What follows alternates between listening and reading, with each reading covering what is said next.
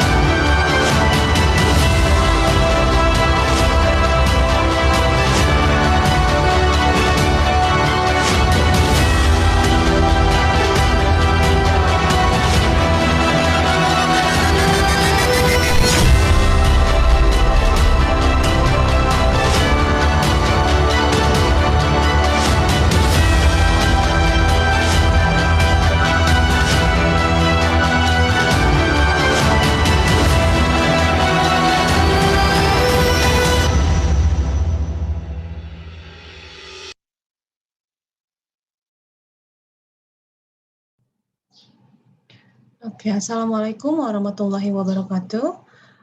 Good morning, everyone. My name is Fatma, and I will be the MC for today. Thank you for joining us for the 9th series of ISIL Talk. And for those of you who are just joining us today, ISIL Talk is a webinar series conducted by the Indonesian Society of International Law Lecturer, or ISIL, discussing variety of issues related to international law. And today's webinar, we are taking a very interesting issues regarding the quadrilateral security dialogue, or simply the Quad, as a strategic dialogue forum, and how it played out in the development of international law. And we are honored to have our panel of expertise here with us today. And I'm sure we are going to have a very insightful and interesting discussion. So before we invite our honorable speaker to deliver their respective presentation, first I would like to invite Bapak Arya Friansyah, PhD, the chairman of ISIL, to give his opening speech. So Bapak Arya Friansyah, the floor is yours. Oke, terima kasih Fatma. Selamat pagi, Assalamualaikum warahmatullahi wabarakatuh. Honorable speakers, Professor Hikmahanto Juwana, member of Board of Expert, Indonesian Society of International Lecturers, Honorable His Excellency Mr. Roy Sumirat from the Indonesian Ministry of Foreign Affairs, Honorable Professor Pankaj Shah dari International Relations School, Jindal Global University from India, and Associate Professor Ali Wibisono from International Relations Department, Universitas Indonesia. Please excuse me to use Bahasa Indonesia because the audience is mostly among us, the colleagues of Indonesia. Bapak Ibu sekalian, terima kasih sudah hadir di pertemuan kita pada pagi hari ini, yaitu adalah ISIL Talk yang ke-9, di mana pada pagi hari ini kita akan mengangkat diskusi mengenai yang sedikit mungkin tidak mainstream dalam hukum internasional, tapi sesungguhnya sangat berpengaruh dalam pembentukan hukum internasional. Tadi sudah disebutkan mengenai keberadaan daripada quadrilateral, ya, di mana itu adalah sebuah dialog, ya, dialog mengenai keamanan antara 4 negara, Amerika Serikat, Jepang, India, dan juga Australia, di mana mereka membahas ya segala suatu isu yang sangat relatif mengenai isu keamanan dan geopolitik. Nah, khusus mengenai kita para pengamat atau pengajar dalam bidang hukum internasional, keberadaan dialog ini sangat penting karena kita akan bisa mengetahui sisi-sisi lain daripada pembentukan hukum internasional yang mana sangat dipengaruhi oleh hubungan internasional atau geopolitik dunia. Nah, di sini kita sangat beruntung sudah bisa menghadirkan para narasumber yang sangat kompeten di bidangnya, dan kita juga sangat beruntung sudah ada salah satu pembicara dari India, salah satu pelaku daripada Quad Security Dialogue ini. We are very privileged to have Professor Pankaj from India, where he can give us the insight from India's perspectives on this Quad dialogue. Yeah. Without further ado, I will continue this event with hoping that this dialogue or this event will give us the enlightenment as the scholars of Indonesia, and hopefully we can develop more this into the research, that related and relevant to international law development, especially in Indonesia. Thank you very much for the speakers. Wassalamualaikum warahmatullahi wabarakatuh. Fatma. Waalaikumsalam warahmatullahi wabarakatuh. Thank you, Bapak Ari, for the opening speech. Now I would like to invite Honorable Professor Hikmahanto Juwana to deliver his keynote speech. Professor Hikmahanto is the member of the Expert Board of ISIL. He is the Professor of International Law in Faculty of Law Universitas Indonesia and Director of Universitas Jenderal Ahmad Yani. So without any further ado, Professor Hikmahanto Juwana, the floor is yours. All right, thank you very much, Fatma. Professor Pankaj, I'm afraid I'm going to force you to speak Bahasa because everyone here speaks Bahasa, and I hope that you can understand Bahasa. In any case, I'll try to do both Bahasa and English. Bapak Ibu sekalian, selamat pagi. Assalamualaikum warahmatullahi wabarakatuh. Salam sejahtera bagi kita semua. Dan mudah-mudahan kita semua dalam keadaan sehat di masa-masa adanya pandemi COVID-19 ini. Dan bagi Bapak Ibu yang menjalankan ibadah puasa, saya menyampaikan selamat menunaikan ibadah puasa. Semoga kita bisa menyelesaikan bulan Ramadan ini dengan baik dan mendapatkan banyak berkah. Bapak Ibu sekalian, ini diskusi yang sangat menarik menurut saya di kalangan kita yang para ahli hukum, khususnya hukum internasional. Kenapa saya katakan menarik? Pertama, karena kita lihat para pembicara, kalau saya nggak salah nih, Pak Roy, Mas Ali, dan kemudian Prof. Pankaj, bukan berlatar belakang hukum, ya kan?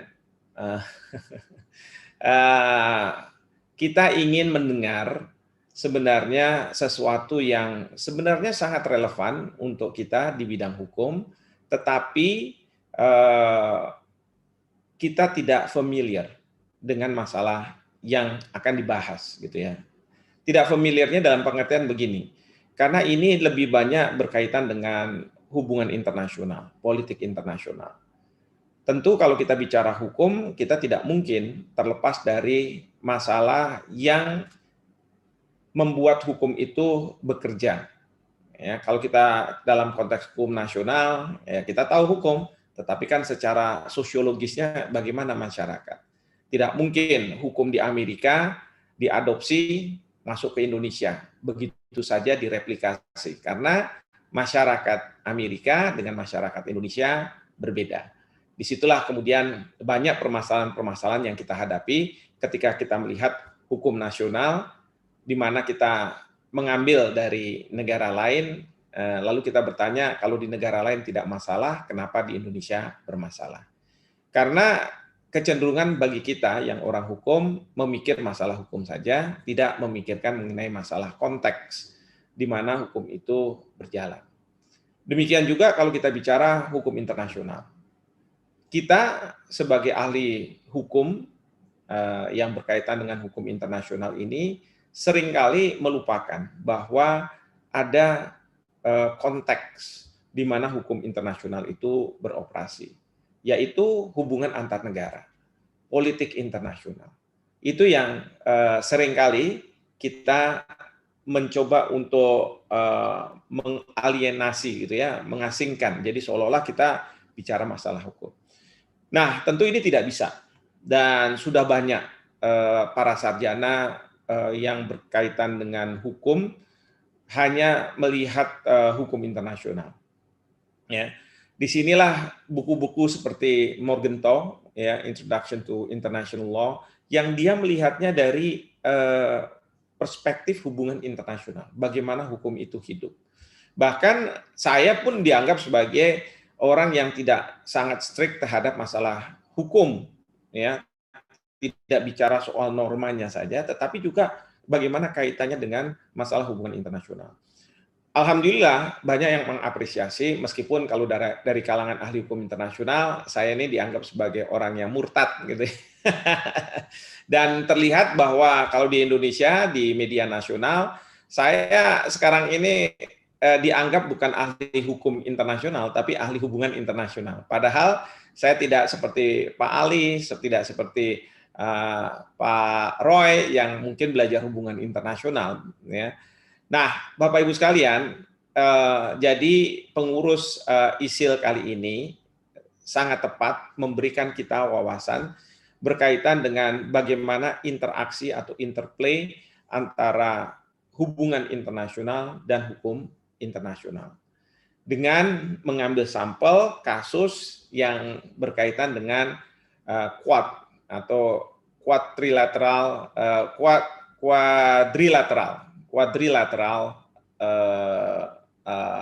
yang berkaitan dengan kemudian hukum internasional. Nah, tentu nanti kita akan dengar quadrilateral ini apa. Sebenarnya ini merupakan security dialogue, ya. Jadi dialog mengenai masalah keamanan antara 4 negara, maka disebut sebagai quad, gitu ya, quadrilateral. Nah, 4 negara ini yaitu Amerika Serikat, ada Jepang, ada India, dan ada Australia. Nah, 4 negara ini, pertanyaan kita, kenapa mereka bergabung? Ternyata mereka mempunyai visi yang sama. Ya, visi yang samanya itu sehingga mereka bisa bergabung karena mereka menghadapi Cina. Cina yang sedang, bukan sedang, sekarang sebenarnya sudah muncul sebagai kekuatan baru. Baik itu secara ekonomi maupun secara militer. Secara ekonomi kita tahu dengan penduduk yang 1,2 miliar orang, Cina ternyata merupakan pasar yang sangat luar biasa. Tapi pintarnya Cina, pasar yang sangat luar biasa itu tidak dieksploitasi oleh pelaku-pelaku usaha dari mancanegara. Ya, kenapa? Karena pelaku-pelaku usaha mancanegara ini ketika berhadapan dengan pelaku usaha dari Cina, mereka biasanya tidak survive. Ya, kalau misalnya ada produk dari luar negeri seperti Nokia masuk ke Cina, kira-kira 6 bulan 1 tahun lagi ada Nokia. Ada iPhone, tiba-tiba muncul Xiaomi gitu kan. Dan hebatnya lagi itu tidak hanya mereka bisa mempenetrasi ke masyarakat mereka, tetapi juga membuat barang-barang yang diproduk di Cina ini untuk dijual ke luar negeri dan laku. Di Indonesia Xiaomi juga laku dan ternyata berkembang teknologinya. Ya, jadi disitulah masyarakat dunia menganggap bahwa Cina ini dia fokus di pasar mereka sendiri di dalam negeri itu sudah sangat luar biasa. Kita kalau misalnya ke Cina, saya pernah ke Cina sekali baru-baru ini dan kemudian cari Google aja nggak bisa. Atau kita misalnya pakai WhatsApp aja nggak bisa. Ya, karena mereka punya sistemnya sendiri. Jadi jangan heran kalau misalnya mereka bisa mengeksploitasi pasar mereka sendiri, lalu setelah kuat, ya sama seperti Jack Ma, lalu kemudian mereka keluar.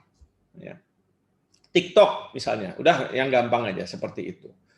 Dan sekarang ini kelas menengah di Cina itu semakin lama semakin besar. Ya. Bahkan mereka ini memang kalau yang sudah kelas menengah bisa membeli barang-barang dari luar negeri. Masih luar negeri minded-nya ada, bahkan menyekolahkan anak-anaknya di luar negeri. ya di Belanda dan lain sebagainya. Belanda yang katanya defisit mahasiswa karena banyak orang Belanda tidak meneruskan mungkin kuliah S1, itu justru terbantu karena mahasiswa-mahasiswa dari Cina. Demikian juga Australia. Nah, tapi ini secara ekonomi ini sudah sangat luar biasa, dan pelaku usaha di Cina itu ya mereka memang tidak begitu taat terhadap kekayaan intelektual, tapi sekali mereka bisa membajaknya, itu kemudian mereka mampu untuk meningkatkan ya teknologi itu. Sampai ya kayak di Indonesia kita juga akan punya kereta cepat yang kontraktornya adalah dari Cina.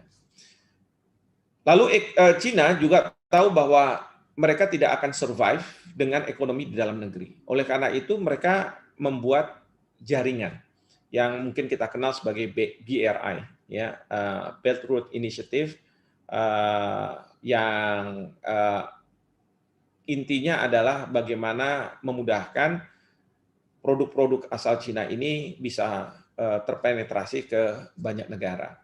Dan mereka tahu dengan angkatan kerja yang mungkin sampai 700 juta kali ya, itu tidak semuanya terserap di negaranya.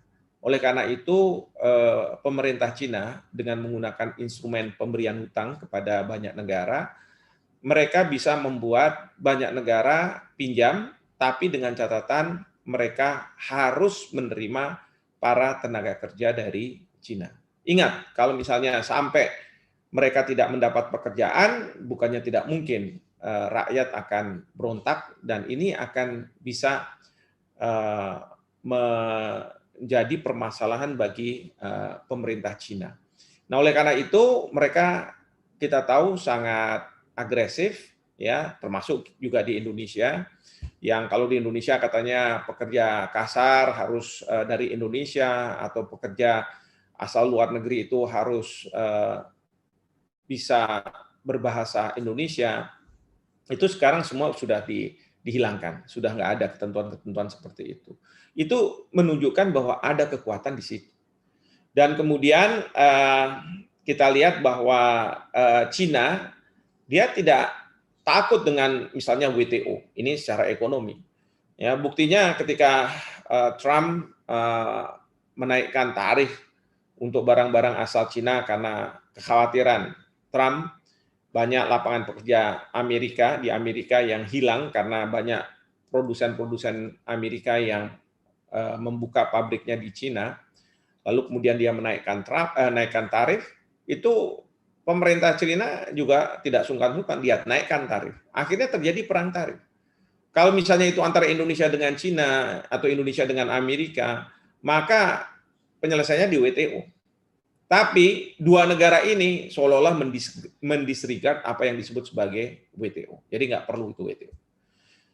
Demikian juga kalau kita bicara dari sisi keamanan internasional. Ya, kita tahu bahwa Cina pegang veto di Dewan Keamanan PBB, dan kemudian banyak negara sekarang berlindung pada Cina.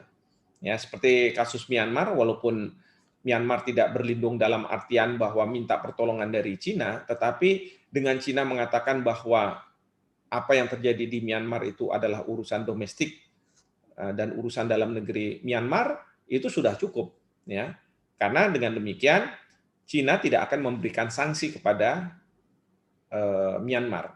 Dan kalau misalnya ada sanksi ekonomi, tentu dari negara-negara Barat. Kalau dari negara-negara Barat, ya Myanmar bilang sepanjang Cina tidak memberikan sanksi, saya masih akan survive.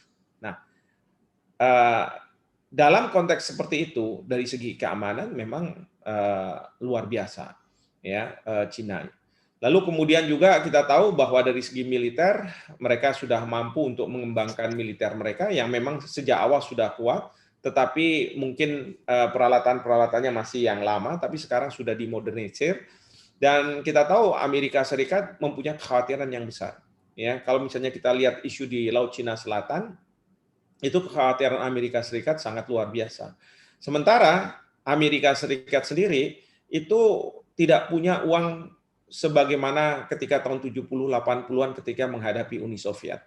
Ya, pada waktu itu memang tahun 70-an Nixon sudah mengatakan bahwa harus ada burden sharing. Tidak bisa Amerika Serikat sendirian di Asia Pasifik katakanlah ya tanpa bantuan dari negara-negara, terutama waktu itu Jepang. Nah, kemudian sekarang kelihatannya ekonomi Amerika semakin deteriorating, ya semakin melemah, sehingga mau tidak mau, kalaupun dia eksis di kawasan-kawasan lain di luar Amerika, maka dia harus meminta bantuan dari negara lain. Sementara Cina ingin bahwa dia cukup menjadi tanda kutip pada saat ini kekuatan di kawasan Asia Pasifik, dan itu sudah terlihat, ya sudah terlihat. Bapak Ibu tahu kalau misalnya ke New Zealand atau ke Australia, banyak perusahaan-perusahaan Cina, BUMN Cina, dia akan membeli perusahaan-perusahaan sapi atau perusahaan-perusahaan susu yang biasanya memang sapi atau susu ini diekspor ke Cina. Jadi dengan demikian ya semuanya adalah Cina. Di situ ada kekhawatiran dari Australia ya bahwa Cina akan mendominasi negara-negara seperti yang kalau dulu bilang negara maju, yang tidak mungkin negara maju itu didominasi oleh kekuatan-kekuatan dari luar negara maju. Ternyata ini terjadi. Nah, inilah yang dugaan saya membuat 4 negara yang punya concern itu untuk melakukan security dialogue tahun 2007. Tapi tahun 2010 sudah mulai memudar, ya, terutama ketika Australia pada waktu itu dipimpin oleh Kevin Rudd tidak setuju dengan ide seperti ini. Tetapi pada masa Donald Trump kemarin, sebenarnya sih sejak 2017 dan 2017 ketika Trump menjadi presiden, itu sudah mulai dibangkitkan lagi, dimunculkan lagi. Sehingga tidak heran kalau misalnya dari sisi Cina, maka mereka akan mengatakan, wah ini main kroyok nih, ada 4 negara melawan saya. Ya kan? Sementara kalau dari 4 negara ini mengatakan, sebenarnya kita bukan main kroyok, ya, bagaimana kita seimbang. Karena coba Bapak Ibu bayangkan, Cina sendiri itu 1,3 miliar, 1,2 miliar penduduk dengan GDP-nya yang besar dan lain sebagainya. Sekarang kalau misalnya kita lihat Amerika Serikat, Jepang, dan kemudian Australia, dari segi penduduk ketika mereka ini disatukan, jumlahnya nggak akan sebesar Cina. Ya, memang kalau misalnya ditambah India, ya jadi besar. Tetapi mungkin di India kelas menengahnya tidak seperti kayak kelas menengah yang ada di Cina. Sehingga apa? Sehingga mereka merasa bahwa kalau kita tidak bergabung, tidak mungkin kita membalance kekuatan Cina itu. Jadi dalam konteks seperti ini kita bicara soal balance of power sebenarnya. Balance of power antara 4 negara dengan 1 Cina saja. Ya, tapi dengan catatan Cina itu punya kekuatan tadi ekonomi, militer, bahkan dia juga bisa mempengaruhi banyak negara. Kita lihat misalnya pada waktu putusan PCA, Permanent Court of Arbitration, itu mereka bisa memetakan berapa yang mendukung putusan PCA, berapa yang tidak mendukung, ya, dan berapa yang ya boleh dibilang kayak abstain. Ternyata lebih banyak yang tidak mendukung, tapi itu dengan kekuatan ekonomi dari Cina. Jadi apa yang dilakukan oleh Cina sekarang sebenarnya dilakukan oleh Amerika pada masa lalu. Nah, saya cerita terlalu banyak yang sebenarnya merupakan porsinya Pak Roy, Mas Ali, dan Profesor Pankaj. Saya langsung saja karena waktu sudah sangat sempit, ya. Apa dampaknya terhadap hukum internasional? Ya, Bapak Ibu sekalian, Bapak Ibu kalau misalnya mengingat-ingat pada masa Perang Dingin antara Amerika Serikat dengan Uni Soviet, ya, itu ada 2 kekuatan. Nah, 2 kekuatan ini ternyata ya mereka tentu punya sekutunya.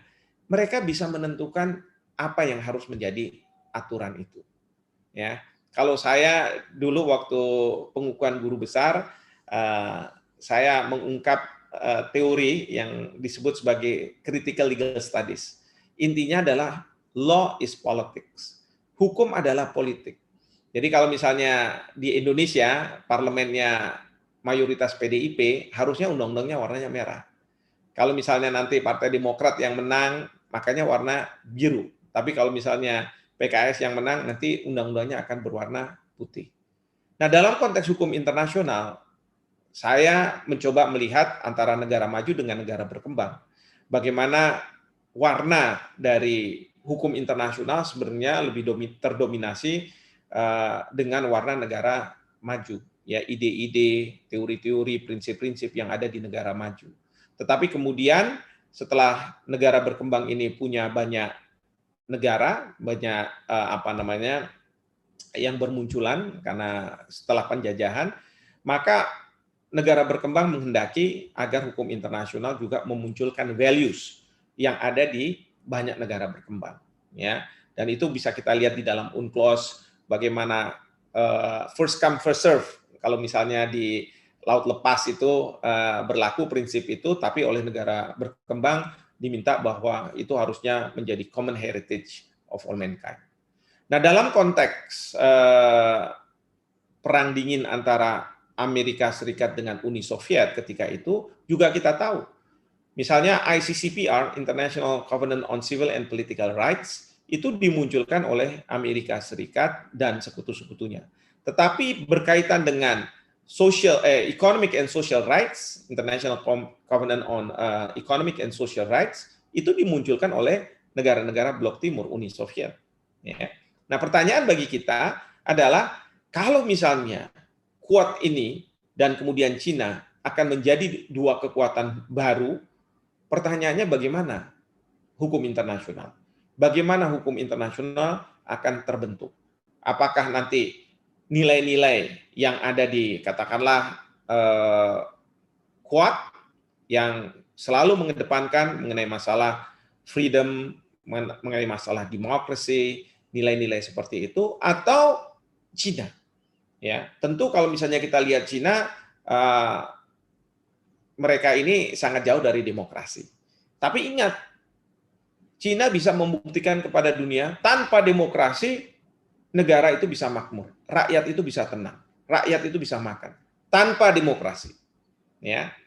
Nah, kalau dulu kan selalu orang bilang, tuh, kalau misalnya negara tanpa demokrasi, seperti itu. Nah, yang kedua, juga tanpa demokrasi, tanpa freedom, ya, bahwa sebuah negara bisa menjadi besar. Nah, ini yang kemudian bisa saja menjadi inspirasi bagi banyak negara. Sehingga apa? Nilai-nilai nanti yang akan dimunculkan dalam hukum internasional itu, ya, bukan saja nilai-nilai yang diakui oleh Barat selama ini, yang kita anggap bahwa nilai-nilai Barat itulah yang paling benar, misalnya begitu, tapi ada nilai lain, ya. Nah, itu yang terus kemudian menjadi topik pembahasan bagi kita-kita yang ahli hukum internasional.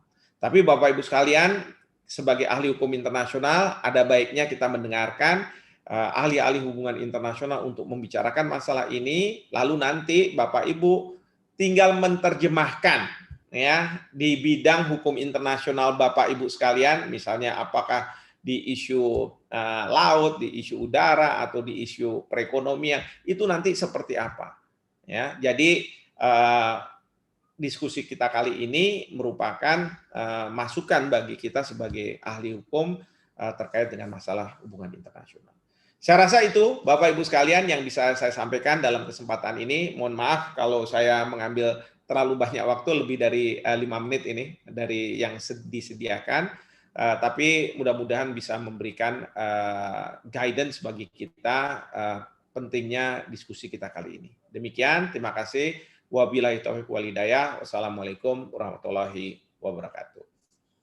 Waalaikumsalam warahmatullahi wabarakatuh. Thank you, Professor Hikmanto, for a very insightful speech, and it will be a great kickstarter for our next session. Now we are going to have our panelist session, and for this session, I would like to invite Aristio Rizka Darmawan, who will be acting as the moderator for today. So without further ado, Aristio, the floor is yours. All right, thank you so much, Mbak Fatma, for the very kind introductions, and also thank you very much, Profik, for the very insightful remark, which I know quite a lot important point from your speech. So my name is Aristio Darmawan. I'm from Universitas Indonesia, and it gives me a great pleasure to welcome all of you to this webinar organized by the Indonesian Society of International Lecture on these very timely and important topics on the Quad and the development of international law. I think we are all aware, every time we teach international law, I think the history of international law was very much shaped and influenced by the politics and the development of geopolitics in the world affair. And since the early establishment of Westphalian Treaty and then the decolonizations period in the 1940s and then the Cold War, as what Professor Hikmanto mentions, and also if you observe, like in the last 5 to 10 years, how China is getting more and more significant in the world stage. It's have a very huge impact and contributions to the geopolitical rivalry between China and United States, not only in the regions, not only in Asia, but also in the world. So indeed, a very international law. It's indeed very much influenced by the geopolitics in world affairs. So today we will discuss about more specifically on how the Quad security dialogue influence or contribute to the development of international law. And I am delighted, thrilled to have a very distinguished speaker here with us this morning, mostly on international relations scholars and also practitioner, which will be sharing with us what would be the influence or what can the Quad contribute to the future development of international law in the region and also globally. So first, let me introduce the speaker. Our first speaker is Bapak Roliansa Sumirat, who is the Director for International Security and Disarmament, Directorate General of Multilateral Cooperations of the Ministry of Foreign Affairs of the Republic of Indonesia. He was assigned several times in various capacity to the Indonesian's missions to the United Nations in New York, as well as the Indonesian's missions to the United Nations and other international organizations in Geneva. His latest assignment was in New York when he served as a political coordinator at the Indonesian's permanent missions to the United Nations since 2008 to 2020. So Pak Roy maybe will give us a lot of state of perspective from the practical and diplomat multilateral negotiations. How would be the Quad give a direct influence to the negotiations and the formations of international law? Thank you very much, Pak Roy, for being here with us today.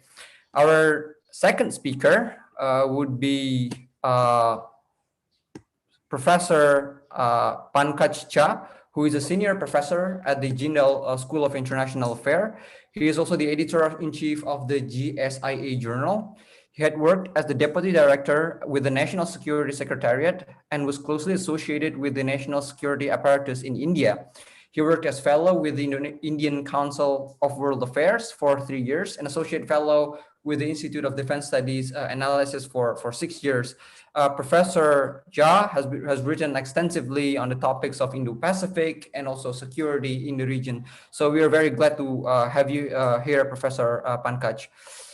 And the last speaker is Associate Professor Ali Wibisono from the Department of International Relations, Faculty of Social and Political Science, Universitas Indonesia. He got his master's and doctorate degree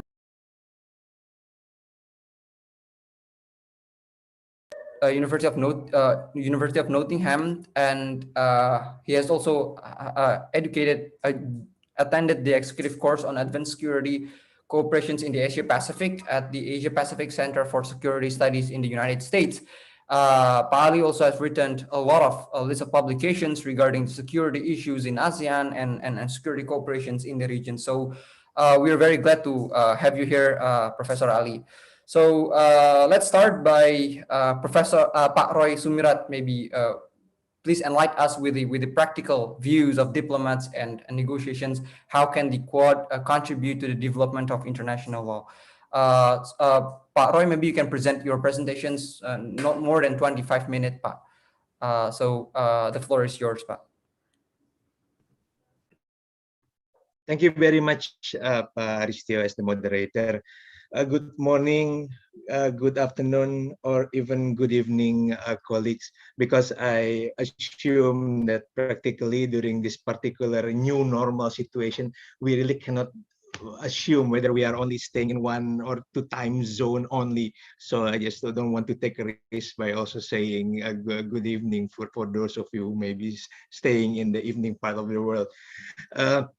And also a lot, I don't have any specific PowerPoint presentations, so I hope you don't mind. Just please bear with me during the presentations. First, let me convey my deepest appreciations to colleagues from the Indonesian Society of International Lecturers, and also in particular Professor Hikmahanto for inviting me to speak in this particular event. After hearing Hikmahanto's remarks at the beginning, the what do you call it, the thought that come to my mind is practically just very short. Now it explained. It explained in terms of, because there are quite a number of questions to me personally after receiving the invitation and receiving the term of reference from the ISIL colleague, why I am the one who was asked to participate in the event, since this is something that is not really connected directly to my expertise as well as to my current job in the foreign ministry. But taking into consideration that the meeting is more or less academical in nature, and I also assume it will be conducted in the Chatham House rules, more or less. So I would like to try to contribute during the discussion, maybe not from the academical perspective, but more from the practical, what do you call it, approach, since mostly I'm dealing with the issue in a more practical way. Later on, I will touch briefly on the issue of Quad correlations with maybe in the regional context, in the Pacific region, in the ASEAN. However, I will try to focus my presentation on how those 4 countries of Quad shaping their cooperation at the multilateral level, if there is any, and how it relates to their activities in the regions. But before come to that, maybe just a small introductory part that maybe colleagues already fully aware of, but the Quad itself, as mentioned by Prof. Gihik at the beginning, that the Quad began in 2007 between those 4 countries. But maybe there is something that we need to also to observe, that the 2007 is not really the starting point of the Quad collaborations. If we are looking at the really beginning of the close cooperation between those 4, it comes to the case of tsunami disaster on 2004. So the 4 countries were brought together as the so-called tsunami core group at that time. Very ad hoc grouping to respond to the tsunami disaster, which is practically also give a big impact to Indonesia in 2004. They call it a new type of diplomacy. So it means maybe we can practically jump into conclusion that at the very beginning, it is not aimed towards something more political or even security. So it's going to be interesting later on if we try to discuss and make it a linkage with the current COVID situation, where Quad colleagues try to squeeze themselves in the situation that is not really security, but still connected to security. And as mentioned by Prof. Gihik, on 2008, there is some kind of dynamics at that time, since the Quad was abandoned due to its members' hesitations, maybe some of them, on the negative reactions towards China. Sometimes scholars call it as a period of Quad 1.0. There is something that for us, actually for the practitioners, is very interesting to observe, is the period of Quad 1.0. Clearly shows us that the existence of the Quad still relies heavily on the political development of those 4 countries internally, or maybe individually vis-a-vis China. But change of leadership and the affinity of the bilateral ties between the four countries with China practically play big roles in the development of the Quad. That's why we experience the Quad, what they call it, going nowhere or even not heard for quite some time before later on in 2007 emerged due to obvious reason, the period that we call Quad 2.0. And of course, jump into the current situation last March, recently, 2021, the Quad leaders has a virtual summit meeting, which resulted in joint statement called the Spirit of the Quad. It declares objective of the Quad to advance a free, open, and inclusive Indo-Pacific region. It's interesting, actually, it is mentioned in a very, very blunt manner about free, open, and inclusive Indo-Pacific region. We can also try to observe what is the meaning behind those particular sentence. And of course, until now, all those Quad countries still mentioning that, at least claim that it is not target into any single states or countries, and presents the forum to address a merely shared challenge.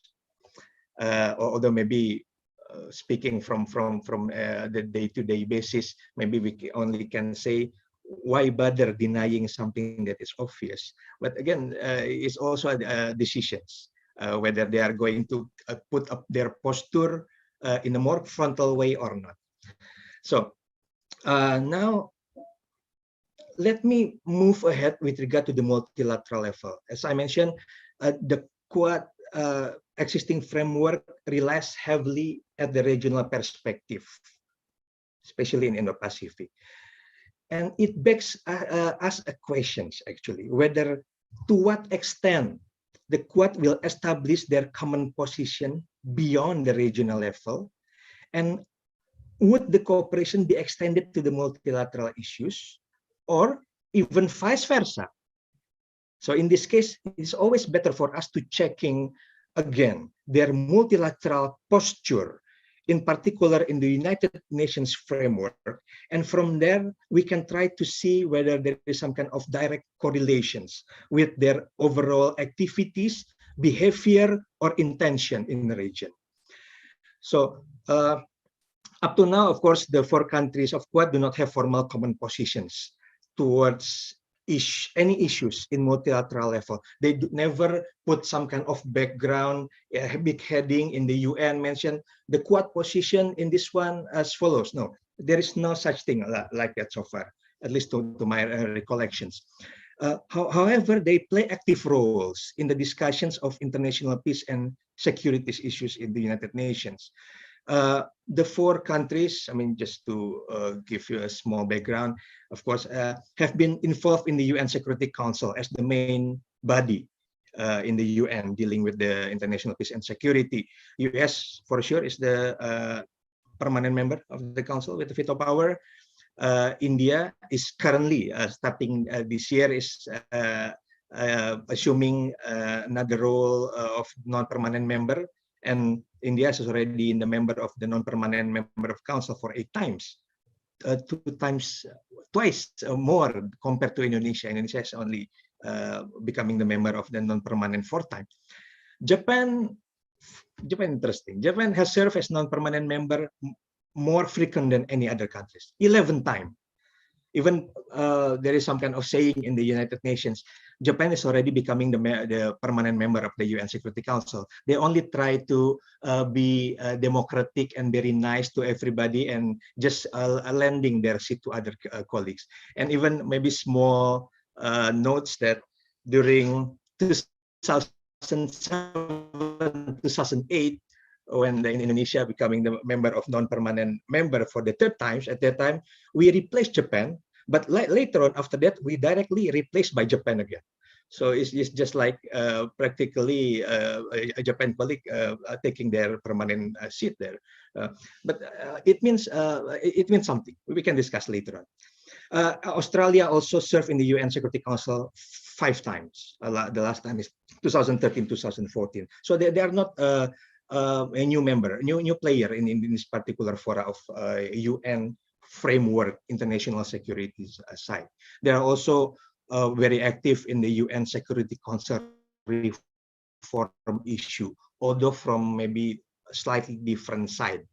For example, India and Japan clearly, openly have an ambition to be a permanent seat in the UN Security Council. Both are member of the group of the so-called G4 countries who asking for the additional of the permanent member.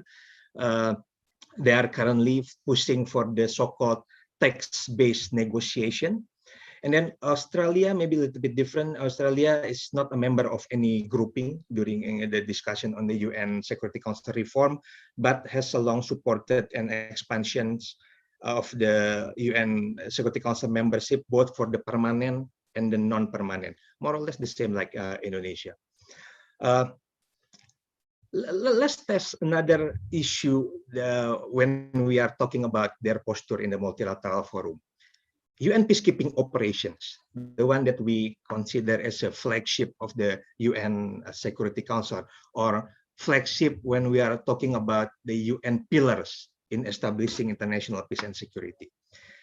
4 countries of Quad are practically considered TPCCs, troop police contributing countries, although maybe in this slightest format and ranking. India currently is, I think the latest number is the 2nd largest TPCC. And just to compare, Indonesia is currently number 8 with almost 3,000 personnel for Indonesia. Number 8, India number 2. Japan, slightly different. They're contributing to peacekeeping operation to funding. Not only to peacekeeping, but also to the overall UN budget. But Japan is practically now is the 3rd largest donor of the UN peacekeeping operations. And they are also sending what they call it personnel to the UN peacekeeping. Different with US, because US contribution only funding. US is not considered a big troops contributing countries in the UN. Their contribution maybe even less than 100 compared to Indonesia 3,000, for example. Australia also maybe not really a big player in the TPCC's peacekeeping issues, but they are a big player in the discussion on the peace building architecture in the UN framework. It means they are more what you call active in the discussion with regard to the sustaining peace spectrum, the peacekeeping, peace building, the development. So that is the part that Australia really active now. So again, there is no single theme played by all those 4 Quad countries in the peacekeeping format. It's also again interesting. Okay, moving on. Another example: disarmament and non-proliferations. Something that is going to be always becoming a big elephant in the room. US and India are certainly nuclear armed states, with only India as the non-state party to the NPT. US part of the NPT, but still everybody questioning them with regard to their goodwill in the nuclear disarmament under Article 6 of the NPT. India maintains world 2nd largest active armed force after China. Professor Pankaj can correct me if I'm wrong. Meanwhile, Japan and Australia, as the non-possessors of nuclear weapons and also part of the NPT, always plays its active role in shaping and strengthening disarmament and non-proliferation regime. So again, there is no single song played by those 4 countries in the issue of disarmament and nuclear non-proliferation, and maybe not only nuclear but also biological and chemical, all those category of the weapon of mass destruction. So again, there is no single solid position. Let's check with counterterrorism. 4 countries are strong proponents of counterterrorism issue. Even US always claiming themselves as the champion of the what they call it counterterrorism activities in the UN framework.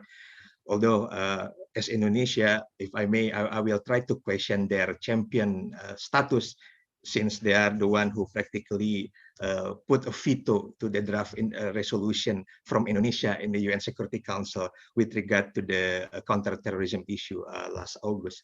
But that's a different story, and maybe for different meetings. Those 4 countries always positioning themselves as having role in counterterrorism issues, but maybe with different degrees. US, we are fully aware with their posture in counterterrorism. Japan, to some extent, always try to play it mildly, if I may say so. India, on the other hand, they are always active, of course, and one of the example is that currently they are chairing the UN Security Council Committee on Al-Qaeda, ISIL, Daesh in the UN Security Council, replacing Indonesia. It means India really put focus on the issue of counterterrorism, in particular connected to the Al-Qaeda, ISIL, Daesh related issues. But then again, when we are talking about counterterrorism, everybody will claim that they contribute something. But is it enough for the Quad countries to use counterterrorism issue as their flagship? Big question also. We can discuss later on. Maybe a last issue that I need to mention is about COVID-related issues in the international community now. Colleagues, I experienced by myself, I mean, taking the liberty of the meeting is more academic in nature and conveying some of the story behind the scene. I experienced by myself how difficult the negotiations about COVID issues in the UN, both in the General Assembly as well as in the UN Security Council. More or less, or even directly connected to the rivalries between US and China, especially in one particular issue about the role of WHO, something that we follow in the open sources.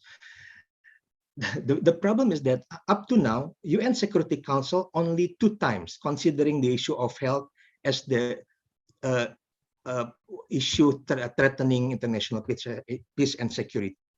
First, Ebola case on the mid-2000 something, and then second on COVID. But the problem is that we know how the posture of the US during the Trump administrations, and practically they give no room for anything that will give some kind of,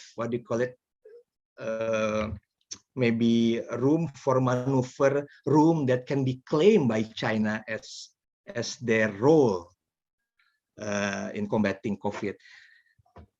It took UN Security Council more than 3 months to discuss UN Security Council Resolution 2532, only because US and China cannot agree on several aspects, including about the role of WHO.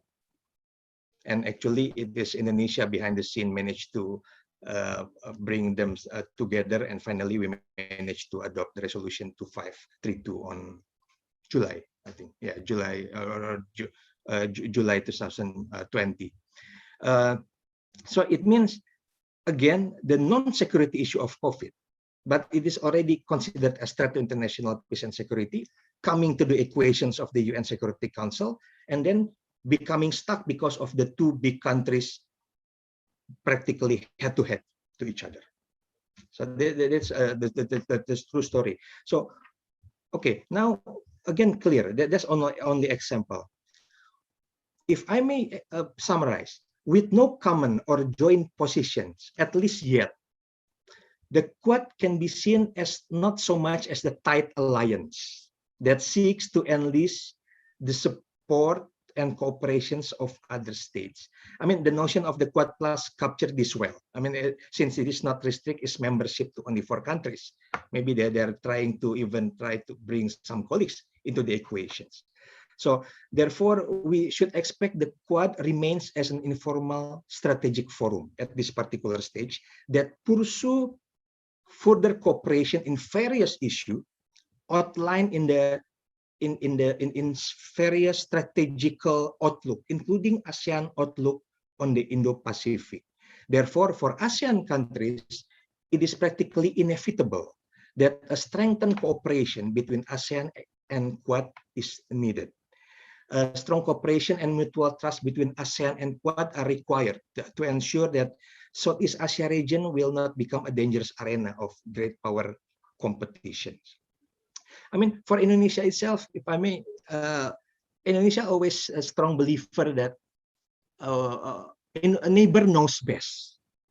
This is something that we always also bring in the UN framework in general. That's why we are the proponent of the Chapter 8 of the UN Charter about the regional cooperations.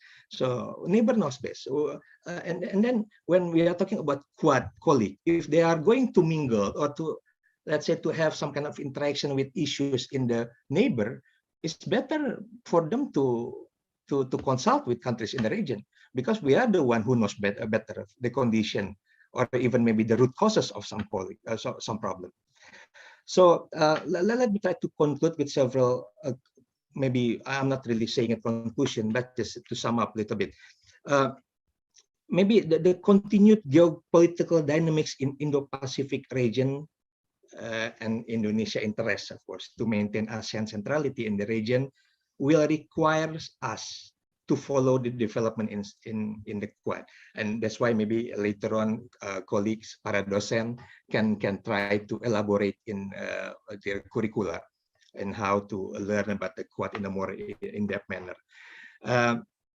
The question, maybe the one that I still also pose, is actually this is not something unusual. There are so many strategical cooperation, security umbrella occur in any part of the world. But why these Quad things create so many hips, so many what do you call it, attentions?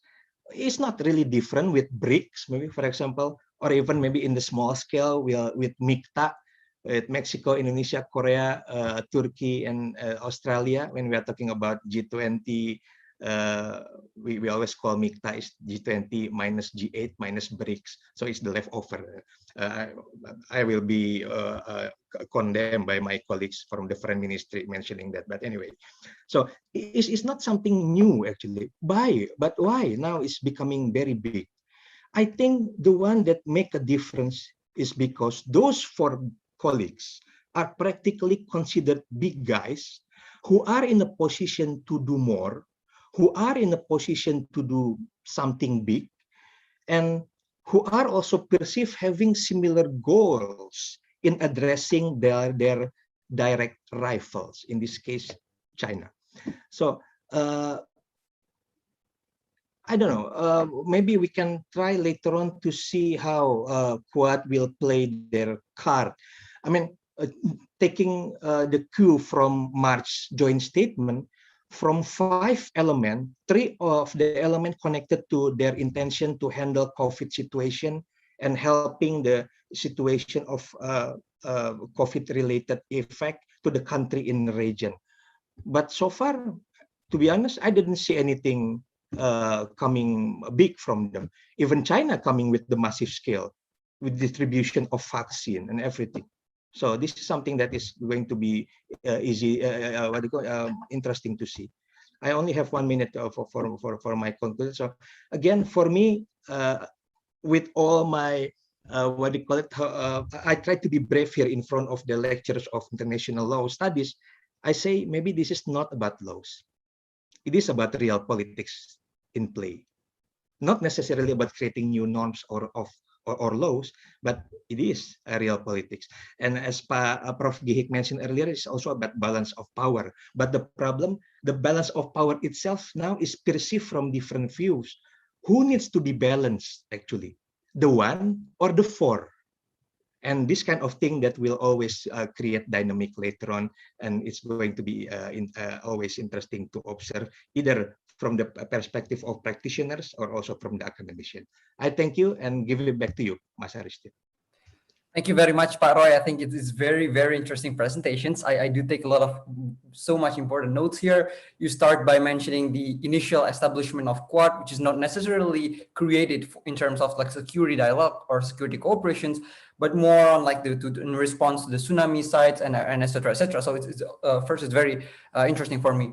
And then what getting more interested at an important thing is, I think, how you observed the Quad attitude or alliances in the United Nations, as what you say, that it's rarely Quad having like the common positions in the UN or in the UN multilateral negotiations on a particular issues. Like Quad never did that. So it's also very interested when you say that the nature of Quad position is very much more on like regional basis, how the Quad emphasizes or underline the importance of the freedom of Indo-Pacific in the regions and et cetera, et cetera. It's also very much important. And I also really glad that you underlined the importance between the cooperations between ASEAN and the Quad, because ASEAN really doesn't want to see the geopolitical rivalry or the two elephant fighting in our region. So I think it's very much also important to emphasize the role of ASEAN's centrality. That's why ASEAN have the ASEAN Outlook and Indo-Pacific, et cetera, to make sure the peaceful in the regions. And also, last, you mentioned that indeed Quad will not really have like direct effect or implication to the development of international law through like norms creation, et cetera. So because that's quite makes sense, because when you're saying that it's rarely that Quad have a common positions in the multilateral treaty negotiation in the UN. It makes sense that Quad doesn't really intend to contribute to the development of international law in practical sense, because as we might know that one of the most important formation of international law is through the multilateral negotiations, right?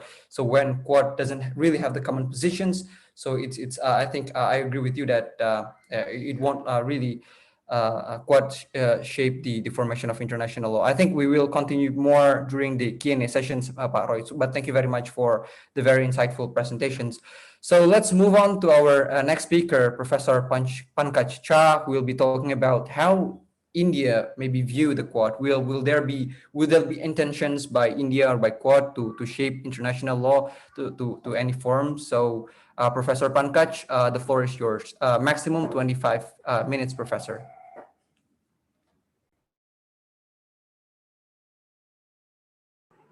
Thank you. For me, the critical aspect is that never in my life I have spoken for 25 minutes. So I have to really extend myself to 25 minutes. But anyhow, for me, it's critical that the information is crisp, is summarized, and makes a very valid points in this regard. We talked about Quad. We talked about my previous speakers, both Ekamanto. I can make seriously some notes with regard to what he was speaking, because when you were talking about China, Cambodia, it was making some sense. So I could, despite not having the knowledge of Bhasha Indonesia, I can fill in the blanks and make some references to it. My previous speaker, Mr. Roy, also outlined how it is really going to shape up, particularly he made a reference with regard to tsunami and how Quad is really going into it. When you look into Quad and you look into Quad 1.0, Quad 2.0, and there are certain, geopolitical, geostrategic compulsions which have changed. Why I'm saying this is the fact that when Quad 1.0 was there was always some kind of a mismatch, because the economic conditions of both different Quad partners have been much more reliant on China with regard to trade, investment, and other aspects. But when you go into Quad 2.0, the situation has changed drastically. Why it has changed drastically? That one of the points which brought this what is called compelling geostrategic factor is China's aggressive and assertive behavior. Even though most of the Quad countries do not want to name China as such, but it comes as an invisible dragon in the room as such. When you look into India's responses to the Quad, right from the earlier days to later Quad 2.0, it has been very guarded. It is very constant and it is slightly constrained, because we don't want to look Quad as India gravitating towards US orbit. Why I mean US orbit, which means technically is India subscribing to US preferences rather than aligning itself to this strategic autonomy that India always practices as such. Now, this kind of attention with regard to the old school, which always asks about non-alignment 2.0, strategic autonomy, and then subsequently subscribing to this Quad architecture, which is still in a very nascent stages, which is still in a very formative stages. Now, over a period of time, what we have seen that despite the fact that this Quad has been seen as an informal grouping, but then we have a lot of informal groupings which are already existing. We have East Asian Summit again, which is informal. We usually get across Shangri-La dialogue, which talks about informal dialogues and speeches with no repercussions or reflections subsequent later when the dialogue really ends. Now, in this regard, when we talk about Quad as an informal dialogue, does it have the promise? Does it have that? Sorry to interrupt a little bit, Professor. We cannot really hear your voice clearly. Maybe there's something to do with your earphone. Or can you like? Okay. Is it okay now? Oh, no. Maybe try to not use the earphone. Okay, it's much better. Is it better now? Yeah, it's better, Professor. Yeah. Okay. Thanks. Now, the thing is that when India looks into these different aspects related to the Quad, it has slightly guarded, it's constant.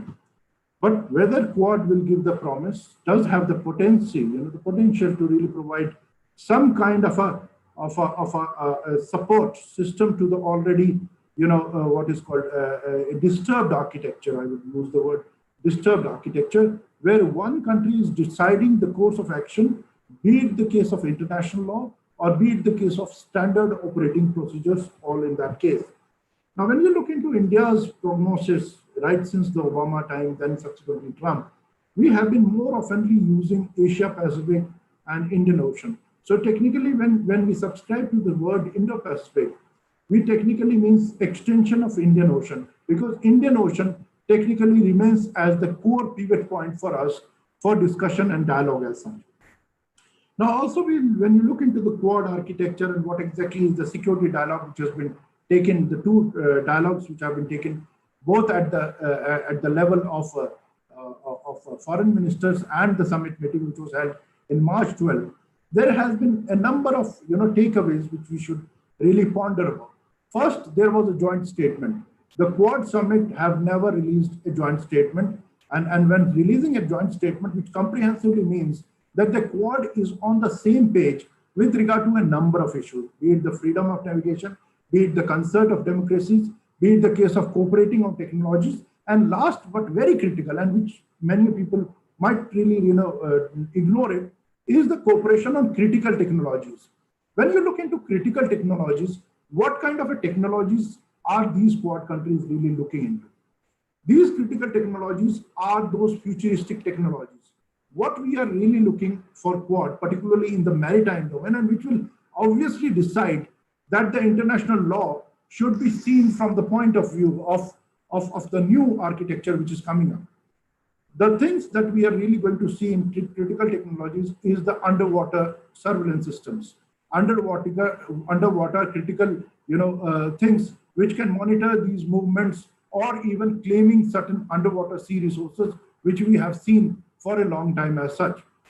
Now, in fact, what has happened also, that there are a lot of other aspects which are rotating in this Quad aspects. And one of those key things is with regard to Indo-Pacific Economic Corridor. We are talking about Blue Dot Network, which is an infrastructure development network which have been commissioned by US, but India is not party to it till date itself, because we don't know how these financing and the larger levels of these financing of this infrastructure will work out, and whether there will be collaboration or cooperation at different levels. So in this context, there is also critical aspect that how maritime commerce will shape up, because now you find more autonomous systems, autonomous ships, which are traversing and which might see traversing through the seas, which might be without any crew, any sailors. Now, how are you going to define the new template of international law when there are nobody on board on the ship which is taking commerce? There are also, a lot of research which is being done with regard to solar powered ships, battery-operated ships which can carry on these large volumes of commerce, and how they are going to be regulated, how they are going to be monitored on this aspect.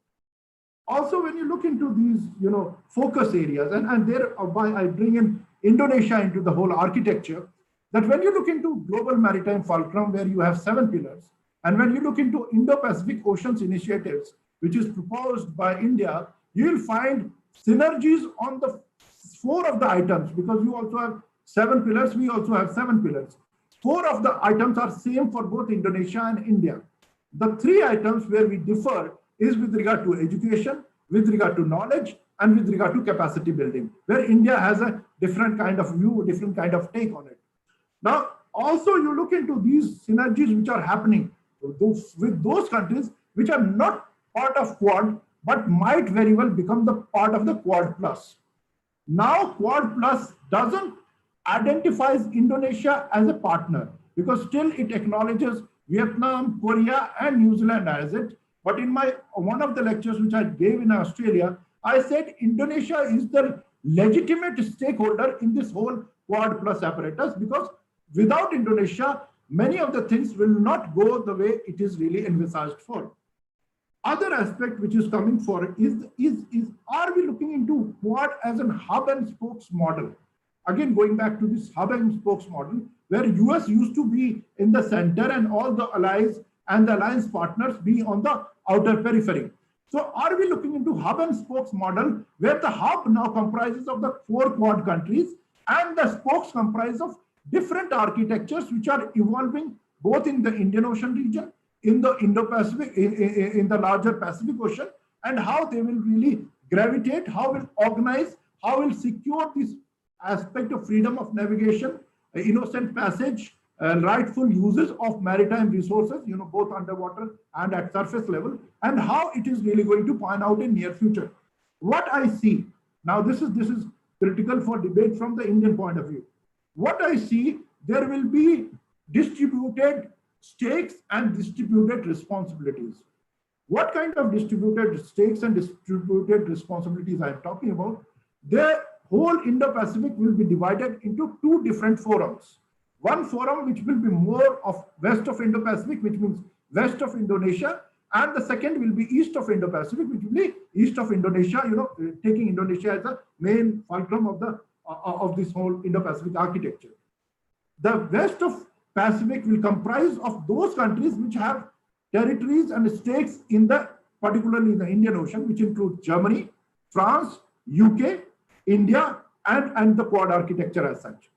When you look into this east of the Pacific, which means east of the Indo-Pacific as such, it will comprise of the Quad countries and the countries which have legitimate stakes in securing the regional order, regional maritime order in this region, which includes Vietnam, Indonesia, Philippines, Korea, and New Zealand as such.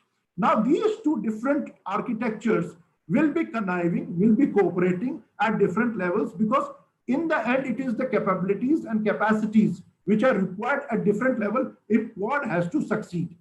Because then the collaboration, the coordination is of paramount importance. When you look into other aspect, when I wrote an article which is very much cited and which talks about India's double fish hook strategy, and it's available online also, double fish hook strategy, which talks about how India's core of islands, along with Indonesia and Australia, can connect like a hook, so as to create a unique, security paraphernalia. It's a security a construct which can help countries to really collaborate and cooperate in that respect. The other aspect which I wanted to also talk about it, Andaman and Nicobar Islands is going to be the pivot, and again buttressing the fact, is going to be the pivot for the coordination of the Quad countries. One of the RAND studies which talked about, that Andaman and Nicobar Islands becoming one of the coordination points for Quad is where US said that this is the most apt location for the operations of the US drones. There is a RAND study which talks about it. Now, very recently, Japan has also expressed interest in developing Andaman and Nicobar Islands, because it is right in the middle of this whole Indo-Pacific geostrategic space, and therefore it can look into two different variants, which means wings of east and west of the Indo-Pacific space. When you look into the India-ASEAN Action Plan 2021 and 2025, what has changed with the previous action plans is the fact that there is more stress with regard to maritime security, with regard to defense cooperation with the different partners, stakeholders. Now, looking into this and look into other expressions of interest by the other Quad members, be it the case of Japan, be it the case of Australia, be it the case of US, everybody wants to build up capacities and capabilities so that these regional players, which are not fringe players, which are not marginal players, become much more cooperative and contributive players in this larger scheme of things, what Quad really envisages for itself. That if I am there, if the Quad as a hub is there, the FOC should be equally strong and should be much more potent with regard to these aspects. Now, Indo-Pacific also requires a document. Why? As with Quad as a lead negotiator, which should talk about maritime obligations of all those players which are literal countries of the different oceanic space. And second, what exactly should be the standard operating procedures, notwithstanding the fact that there might be countries which might not be really attributing this, which might not be acknowledging this things, but then there should be a sincere effort to at least acknowledge that this is the basic aspect where we can really agree on these standard operating procedure and maritime obligation and protocols related to it. It might be a subset of the UNCLOS, but then it will also address the concerns as well as guarantees that security space for many of these players which are there in this larger Indo-Pacific space and are contributing, are looking forward for Quad as a basic strategic galvanating or gravitating point.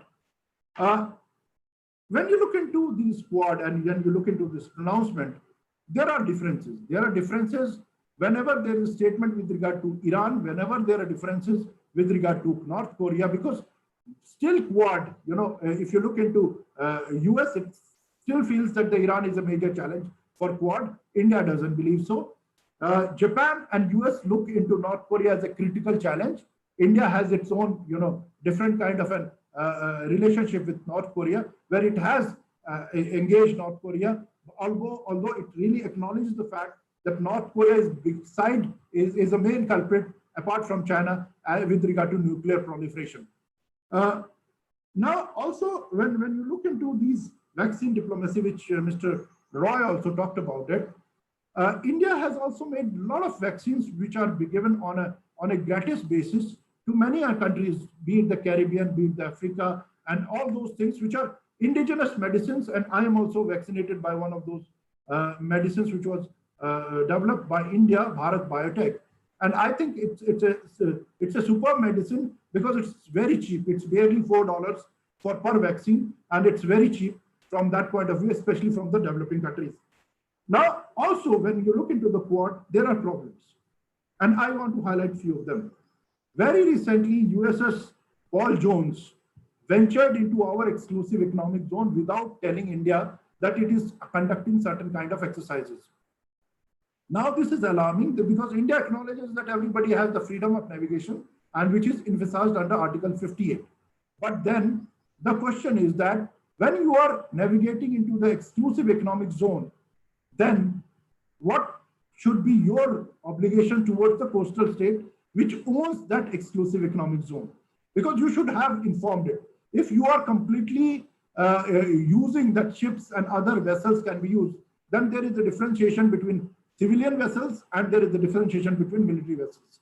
If this is the architecture, this is the thing that US wants to force into other littoral countries without informing the coastal countries about their operations, ships or military ships or naval ships as such, then there is a problem, because then it will technically means countries like China, a country like any country can get into your exclusive economic zone, conduct exercises and get back, because you are creating a new template, a new form, a new structure, which is challenging itself the ownership of the exclusive economic zone. And therefore, we had a lot of diplomatic spark between India and US very recently because of this USS John Paul Jones, which is a US Navy guided missile frigate destroyer conducting operations in that sea. India has ratified it in 1995 and US has not ratified it. That is where this whole problem really germinates and gives a certain kind of a what is called breathing space to many countries which challenge US stakeholding in this whole UNCLOS and its architecture, because till the time US does not acknowledge it, does not ratify it, does not sign it, we are somehow on a back foot in this regard. And last, but not the least, and I will stop this at this point of time. In fact, what will be not as effective, be it the case of group sales, be it the case of conducting exercises, until unless it takes on board many of those coastal littoral countries, which do have the capacities, but they need enhancement in terms of equipment, in terms of training, in terms of awareness, some information which can be created. Like India has signed with regard to many of the countries, Singapore, Vietnam, which is known as white shipping agreement, where you inform the other partner countries that this is a white ship and this needs to be informed. Because all those ships which are not white ship might be military ship or the rogue ships, and in this case, the differentiation gets much more easier. In this regard, I propose that Quad countries should engage countries like Indonesia, Vietnam, to at least enter into white shipping agreement in which all the white shipping which is passing through your ports or the coast could be collated, could be put together and provided that kind of information on a common platform. That Quad, maritime obligations and protocols should be the starting point where we see that the international law, both from the point of view of compliance and both from the point of view of penalties, can be enforced if all the countries think on the same page as such. I rest my case over here and thank you very much. Thank you very much, Professor Pankaj. I think you mentioned a lot of interesting and important point here, which I take note. You say that Quad is rarely create a joint statement, but Quad have a sort of like specific concern of issues relating to the freedom of navigations in the regions. And what very interesting for me is that you mentioned that the critical technology on how that the region should keep up with the technological development in the maritime sector. For example, you mentioned that what about the UUV, as we might aware, the Chinese UUVs has been a lot of going on in the regions, and also how the maritime commerce that hasn't really have the crew, etc., etc. But I think also an important point that you maybe could elaborate more later on in the Q&A sessions is like the separations between the West, Indo-Pacific and the East Indo-Pacific, and how that the stakeholders come up and what role that is expected in this kind of things. And I also interesting point that you mentioned that there should be maritime obligations, sort of like. There should be a standard operational procedure, and on what would be the concrete form of the SOP. Maybe we can discuss it later on. And it is also very interesting when you say that Indonesia should be included in the Quad Plus, because Indonesia have the more important role. And I think it's also very interesting points that maybe Pak Roy can jump in maybe later, whether or not Indonesia interested to join the Quad Plus. So thank you very much, Professor Pankaj. I hope we can discuss more on the Q&A sessions. So last but not least, we have Associate Professor Ali Abdullah to talk about how Indonesian scholarly view, or how do you view this Quad, and how can maybe do you think that Quad can or intentionally have a contribution to the development of international law, or what kind of cooperation that Quad would be in the future? So Pak Ali, the floor is yours, Pak.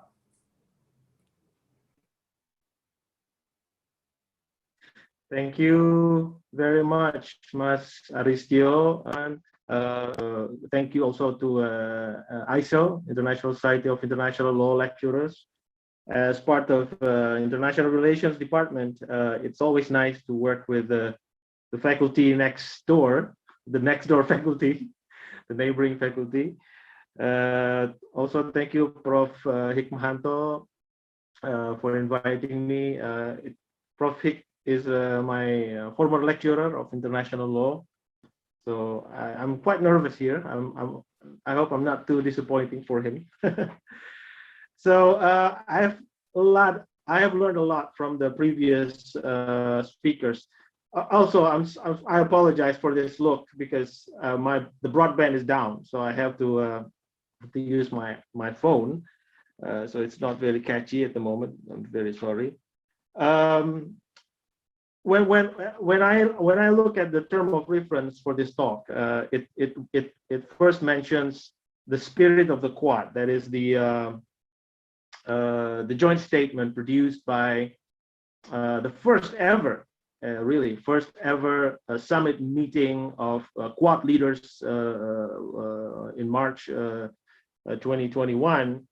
And what's really interesting for me is to notice how expanded the agendas of the Quad have been so far. Pak Roy, Prof. Pankaj already explained Quad at length and mentioned that it started with a response to Asian tsunami in 2004. And in that regard, as somebody who's coming from the background of international security studies, we're looking at Quad, and then Pak Roy has mentioned, it's no different from other international security institutions.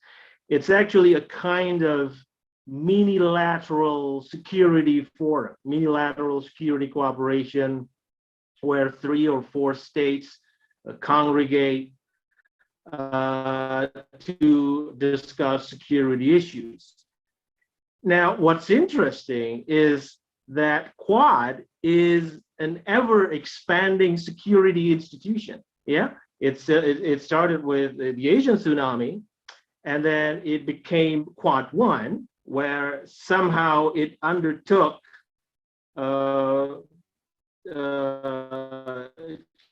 China containment. A lot of worried the 2 other members of the Quad back then, India and Japan were. India and Australia. India and Australia were, gave a lukewarm response to Quad because they both have very critical trade relationship with China. They did not want to give China the impression that this is a containment against China. And indeed, China exploited this situation. So China knew that not all 4 members of the Quad are in the same position. And so, being very good at bullying, I guess, and strong arming, China targeted India and Australia, dissuade them from taking a serious stance at Quad. And it worked. The Quad 1 ended with a whimper. It ended very quickly. And we also remembered how domestic politics also count, as Pak Roy also mentioned. Prime Minister Shinzo Abe lost the election, and Prime Minister Shinzo Abe was a very ardent supporter of the Quad. And then in Australia, we saw the rise of Kevin Rudd. Kevin Rudd is Chinese, very fluent in Chinese and very anti stance towards, it opposes the anti-China containment. And so Quad 1 was ended. And then it entered a kind of hiatus up until 2017. But then, this is the interesting part. Quad sits upon existing trilateral and bilateral security dialogue between the members. So even if it died temporarily, it entered hiatus, this bilateral and trilateral relationship between India, Australia, and Japan, between US and India, between US, Japan, Australia. So these trilateral security dialogue and joint military training keep going on. So it didn't really die. It just, there's just no meeting of the Quad at the moment, which is at the moment was still at the vice minister and deputy secretarial level meetings.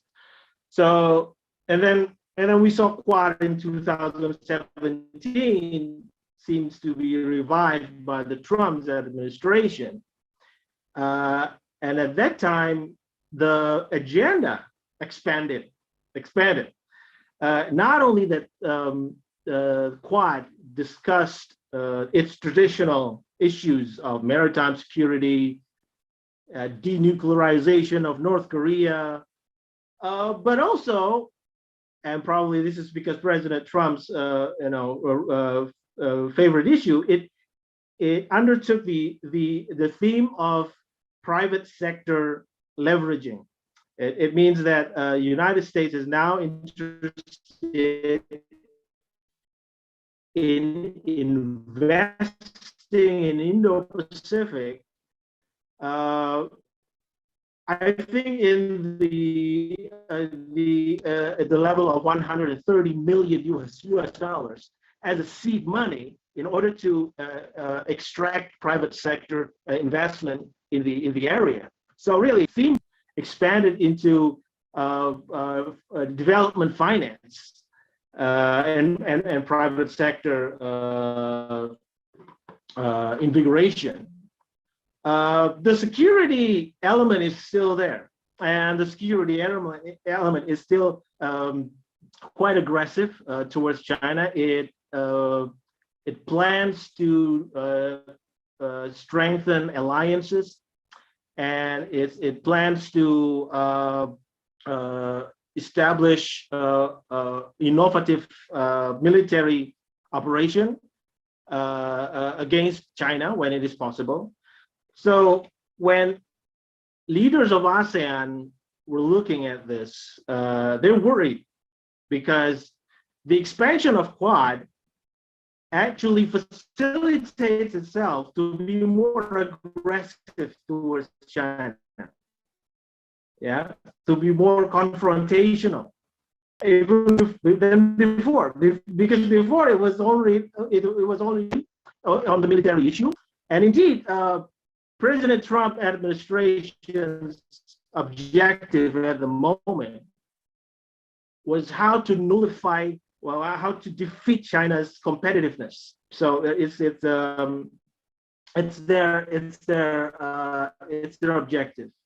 And in order to accomplish this, they marry together economic development, investment, together with military alliances into Quad. So that's Quad 2.0.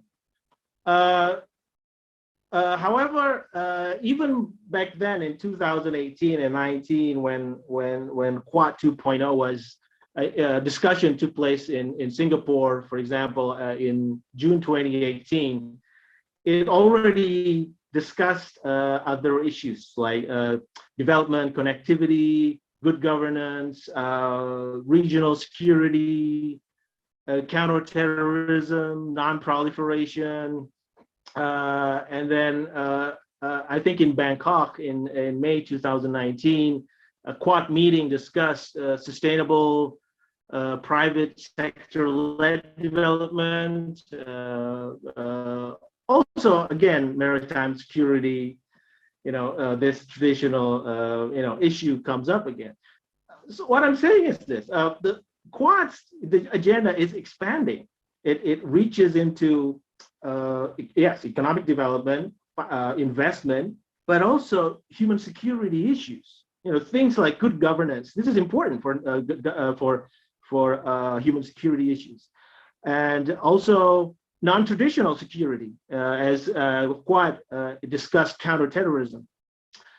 But still, I don't know, in the eyes of ASEAN leaders or Indonesian leaders, Quad 2.0 is still too confrontational, and how did China respond to Quad 2.0? Actually, it could be disappointing because China underestimated the Quad. For China, the 4 states, unilateral coordination that expanded its agenda to infrastructure investment, to work against the Belt and Road Initiative is laughable, because the money that they could guarantee to Indo-Pacific countries is minuscule compared to to China's investment through the Belt and Road Initiative. And China knew that countries that make up the Quad have differing perceptions and interests in dealing with China, with China's economic influence. So even if they want to challenge the BRI infrastructure drive in Indo-Pacific, they lack the disposable resources to match the sheer amount of investment that the BRI has spent and pledged since the mid-2010s. And what about ASEAN? ASEAN leaders, as I mentioned before, seems to perceive the Quad as too confrontational towards China. But actually, as in ASEAN's behavior towards China, ASEAN's behavior towards the Quad is also divided. So a recent survey finds that 57% of ASEAN respondents actually support the Quad. 57. So it's small majority. The Quad is perceived as playing a useful role in regional security, but the rest are a significant minority. But the rest are concerned that it might, sideline ASEAN. So this is ASEAN's concern. Not only that Quad is too confrontational towards China, but ASEAN's concerned that a Quad might actually undermine. It might be useful to note that Indonesia and Singapore are the highest among respondents who have concern, who have this kind of concern towards the Quad. Philippines and Vietnam are the most ardent supporters of the Quad, and as we know, Philippines and Vietnam are 2 countries that are engaged in territorial disputes with China in the South China Sea. So but still, as we all know, ASEAN already published its AOIP, ASEAN Outlook on Indo-Pacific, which is actually an embodiment of Indonesia's view towards the Quad. And so we can safely say that U.S.-China competition has now spilled over to Southeast Asia, and that ASEAN has promoted its own view, which is very different to U.S. and Japan's view of the Quad. So before the spirit of the Quad was published last March, the term for Indo-Pacific is free and open Indo-Pacific. For ASEAN Outlook, it's not just free and open, but also inclusive Indo-Pacific. So there's this word inclusive that is not, back then, it was not included in Quad's view. And now we have this, it was back then, now we have this the spirit of the Quad. And now the spirit of the Quad mentioned is not just free and open, inclusive, it mentioned free, open, inclusive, and healthy, democratic Indo-Pacific, unconstrained by coercion, rooted in international law. Now we know that unconstrained by coercion is in bracket coercion by China, strong arming by China, because this is the, I'm sorry, I'm a discourse analyst. I like to I like to see the use of words. So this is interesting because this is America's campaign. Every now and then, they always campaign that we are different from China. We are not going to put you in debt trap as the BRI have done. We are not going to coerce you. This is a democratic community and so on and so forth. So there's no denying that the Quad is a China-containing instrument. This feature is not going to go away, even with the expansion. The spirit of the Quad. It seems to me that the U.S. has already understood that in order to make the Quad work, it has to engage ASEAN. It has to engage ASEAN. ASEAN-led frameworks, ASEAN Regional Forum, East Asia Summit, and then we have ADMM Plus. These are useful frameworks in order for the Quad to actually work.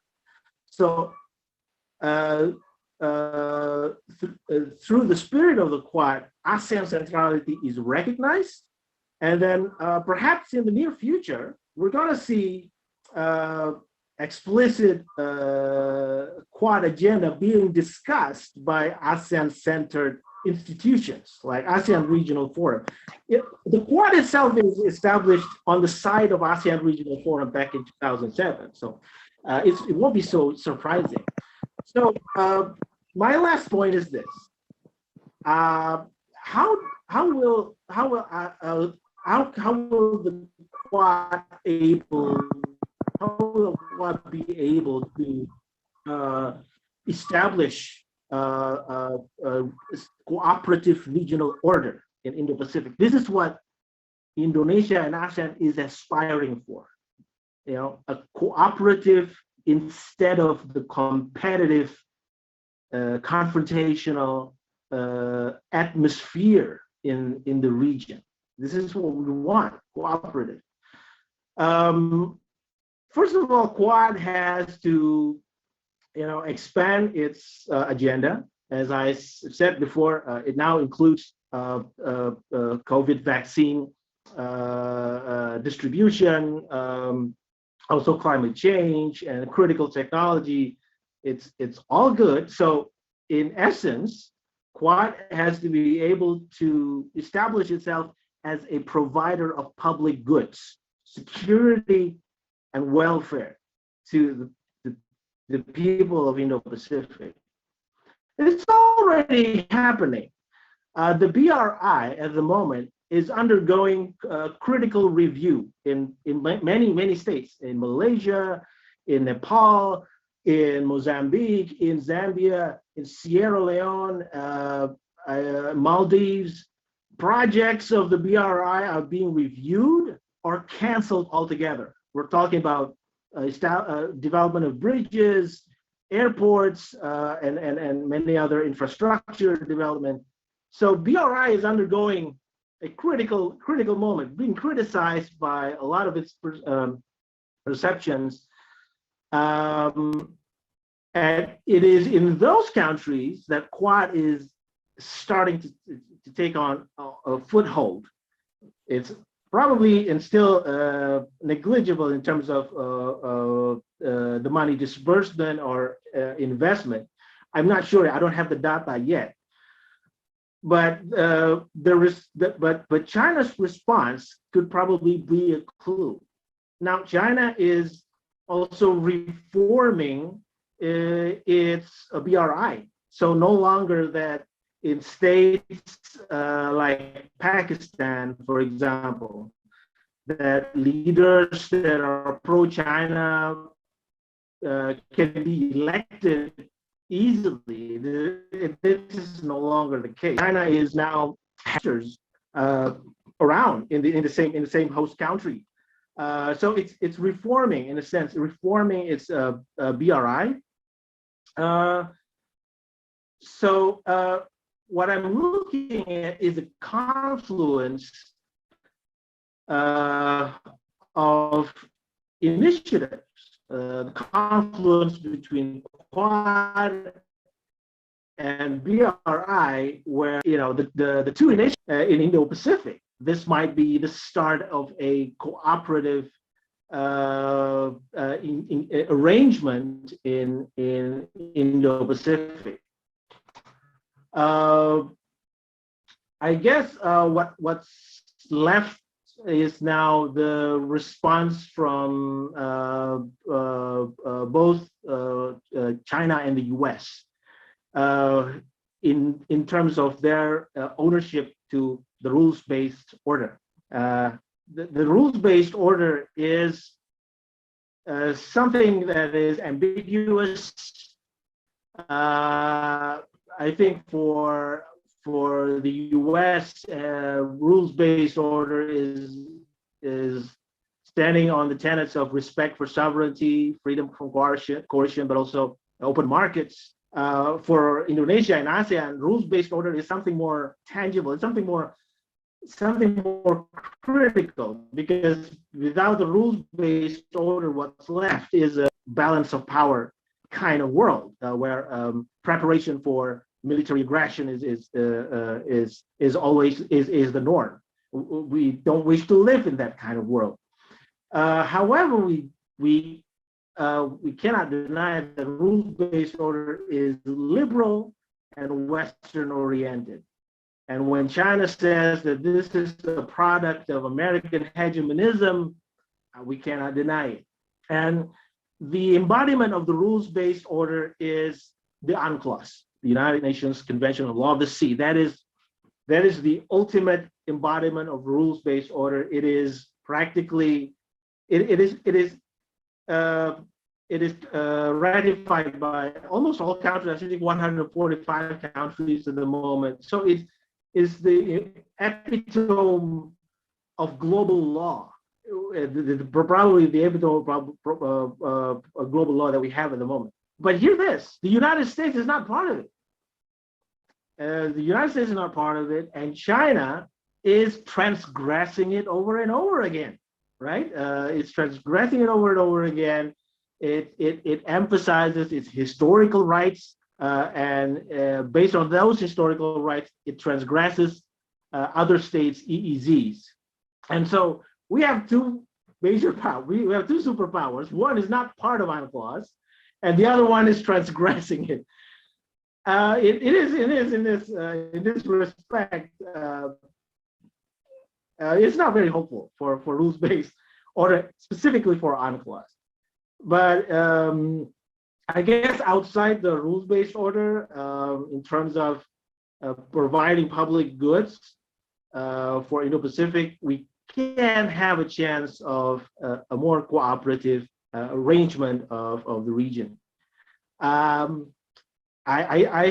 think I would end there. I hope it gives you some insights. Thank you very much. I give it back to you, Mas Aristio. Thank you very much, Pak Ali. We do have a lot of insight from your presentation. So thank you very much for your very interesting remarks. So I think if I can put short three main points, important point from your presentation, I think is you argue that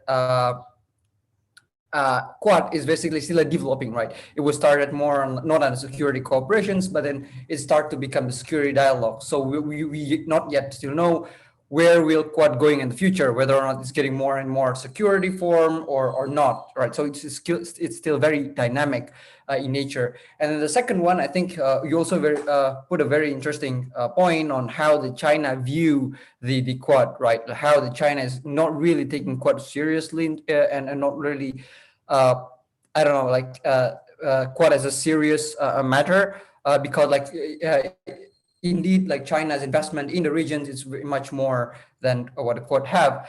And also, the last thing that is very interesting is like how the ASEAN behave or perceive the Quad cooperations, right?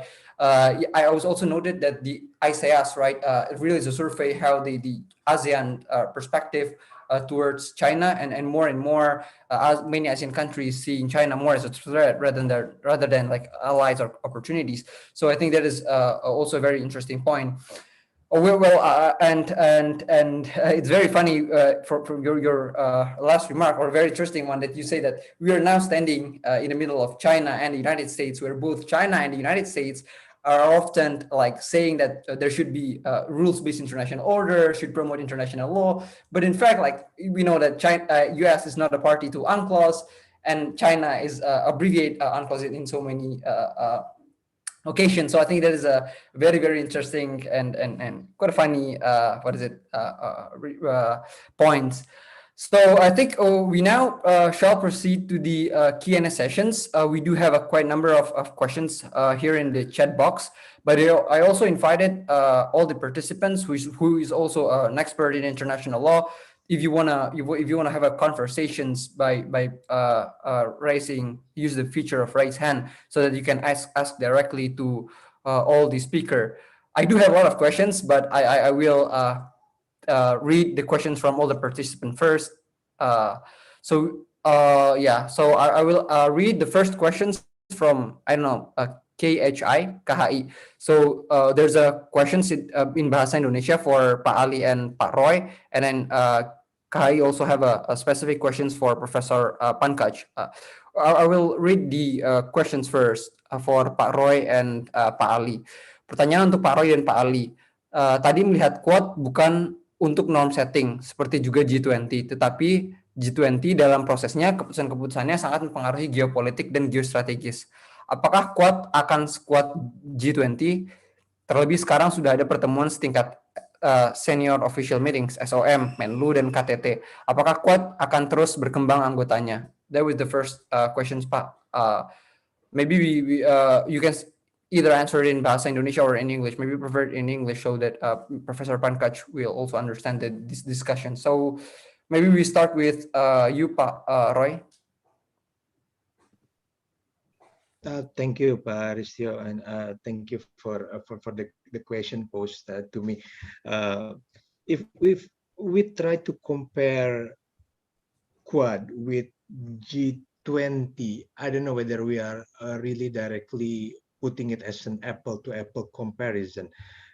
However, it is indeed, it's already a matter of fact that G20 is already codified to some extent into a more sophisticated entity, institution that provide more or less lucrative incentive to all the members. That's why the members are practically stick to it, although there are so many maybe a different point of view with regard to so many issues.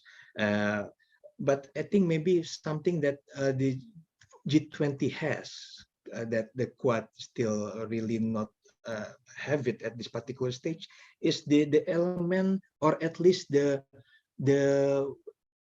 atmosphere of inclusiveness, if I may. Maybe it's not only about the number, about 4 compared to 20. I mean, 19 countries plus EU. It's not only about the number, but it's all about the atmosphere, the nuance of inclusivity. At least in the G20, we can say all those big powers, especially in the economic sectors, are there and willing to sit together. It doesn't have to be necessarily agree on everything at the same time. The fact that they are already come to the same table is already achievement by itself.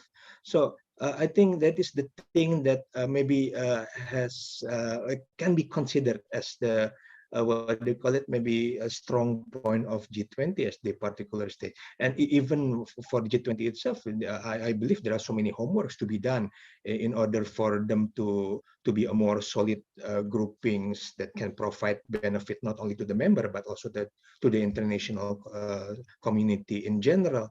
And I'm speaking also at my helm as a representative of the government of Indonesia, who will chair G20 next year, 2022, just because India decided to what do you call it, to take the presidency later on, and that 2023. That's why we swapped the arrangement of the chairmanship.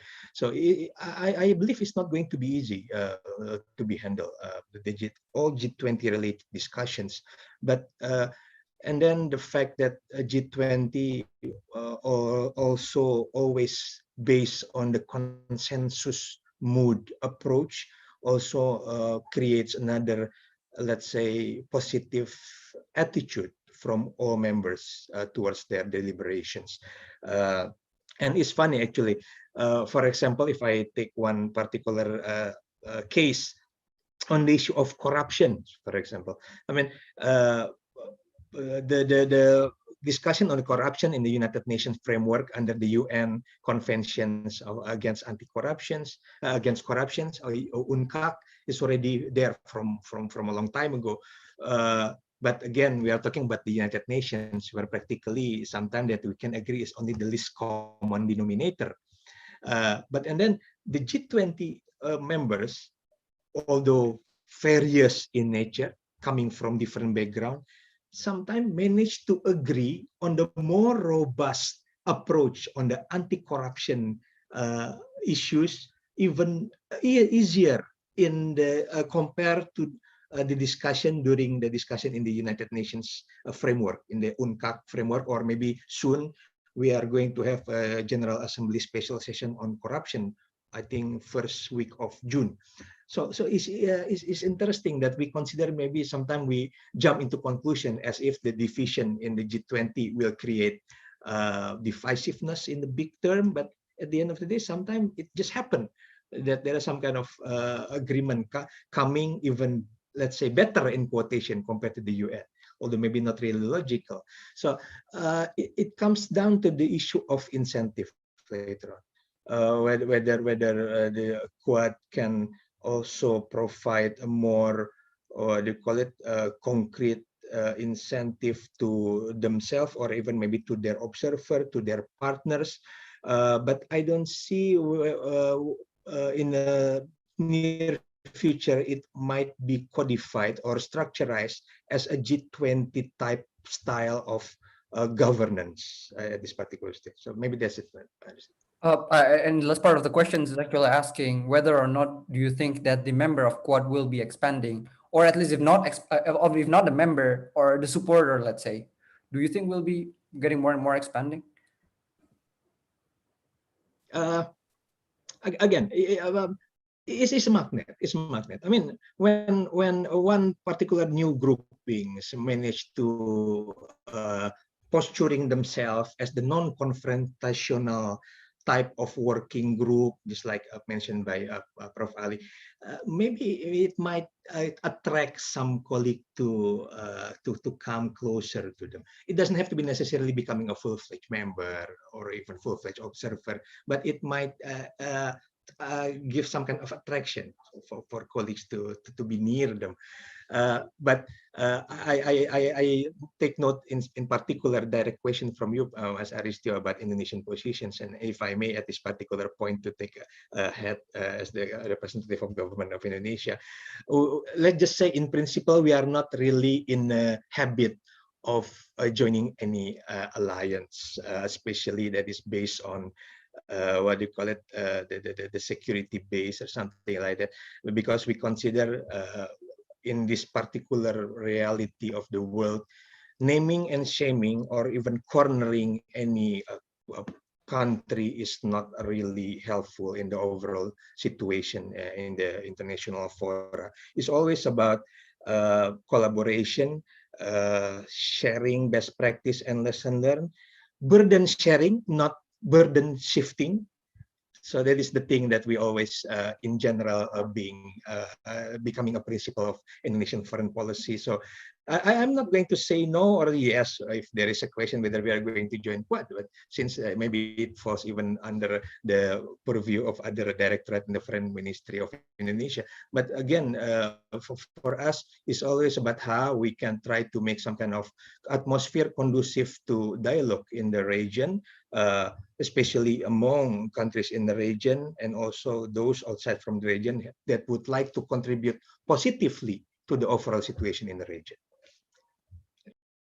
Thank you very much, Pak Roy, for the very insightful answers and also for answering that particular question. So I think Indonesia is still firm in the mendayung di antara dua karang, or like a neutral, free and active foreign policy. Thank you very much, Pak Roy. So Pak Ali, maybe you wanna answer the questions. Yeah. Thank you, Mas Aristio. So is the Quad comparable to G20 at the moment? It's far from it. Far from G20. I think it's two different nature of institutions. There are three types of institutions. There are institutions that are established in order to support a bigger institution, like NATO have some sub-forums within NATO, and ASEAN have sub-forums within ASEAN. And then there are groups or institutions that are established in order to tackle particular issues. And then there are groups that are established in order to balance a particular actor. This is basic theory in international institutions. Now, Quad is the third type of group. It is established in order to balance China's BRI. And China's BRI is actually conducted partly motivated in order to balance a US influence from across the Pacific. So in that manner, groups that are established in order to balance a particular actor can expand its agenda. Its agenda of meetings is usually diverse, not too specific, and it can grow. So it can grow in terms of agenda as well as members. But the G20, they have a specific issue. It's an economic cooperation, economic regime, actually, because of its very specific issue in investment, financial institution. It can provide legally binding products, legally binding drafts or statements that its members can agree, can establish or implement. I remember that one of the G20's products is its governance over the response to terrorism financing, and it's very effective because terrorism financing is part of also anti-money laundering effort, and states that are listed as uncooperative, in establishing anti-terrorism financing efforts are driven to rectify their policies. So this is what, with just one example of G20, it can produce legally binding, it can shape its members' behavior. Unlike the Quad, Quad has not produced any legally binding agreements. And I'm not sure when it's going to do so, because it's actually its main objective is to gather together like-minded states in order to balance China. And China has responded to Quad these days. It responded to Quad quite seriously. So as I said before, it reformed its BRI initiatives in different countries, and I think Professor Pankaj can clarify this. But India is an ardent critic of the BRI. I mean, we cannot have a better state that can be a model for critic of BRI, because I also follow news channels from India, and wow, its criticism towards BRI is expansive, and it's always interesting to follow. So China has taken Quad seriously, partly because of India. Will the Quad expand? Absolutely, it will expand because it will find other like-minded states. It will probably expand to the UK, France, Canada, Germany, Taiwan. They are prime candidates of like-minded, countries, or the regional approach. And I think in the future, as Pak Roy also already mentioned, Japan and the US mainly have to focus on providing public goods that they can provide to Indo-Pacific through the Quad and the FOIP vision, the freedom of free and open Indo-Pacific, focusing on development, infrastructure, connectivity, provision of vaccines, health infrastructure, climate change cooperation, and last but not least, rules-based approach to the management of maritime domains. So that's what the Quad, I think, should be moving on, more practical, more empirical cooperation that actually produce public goods. But it will never be like G20, because G20 is it produces legally binding agreements, so it serves different functions. I think that's my answer, Mas Aris. Thank you very much, Pak Ali, for the answer. Before we move on to Ibu Sri Wartini, I think I want to read one question for Professor Pankaj first. And I'm also, again, inviting all the participants to get involved in the conversations by using the raise hand feature. Still from KHI, to Professor Pankaj, as a big country in South Asia and an initiator of many South Asian regional organizations, would India make Quad more priority in the foreign relations than any other regional engagement like the European Union or ASEAN? What's your take on that, Professor? Thank you, Aristo. Am I audible, or should I move? Yes, you're audible. Okay. I think my fan was doing some mischief. Okay. Basically, when you look into there was more debate with regard to China's perspective on Quad. China called Quad as an ocean foam. But when you look into the ice from a distance, even in ocean, it looks like a foam. But ice is known for sinking Titanics also. So that is how China really perceive. I think Quad is now not an ocean foam. It is becoming a much more concrete ice as such.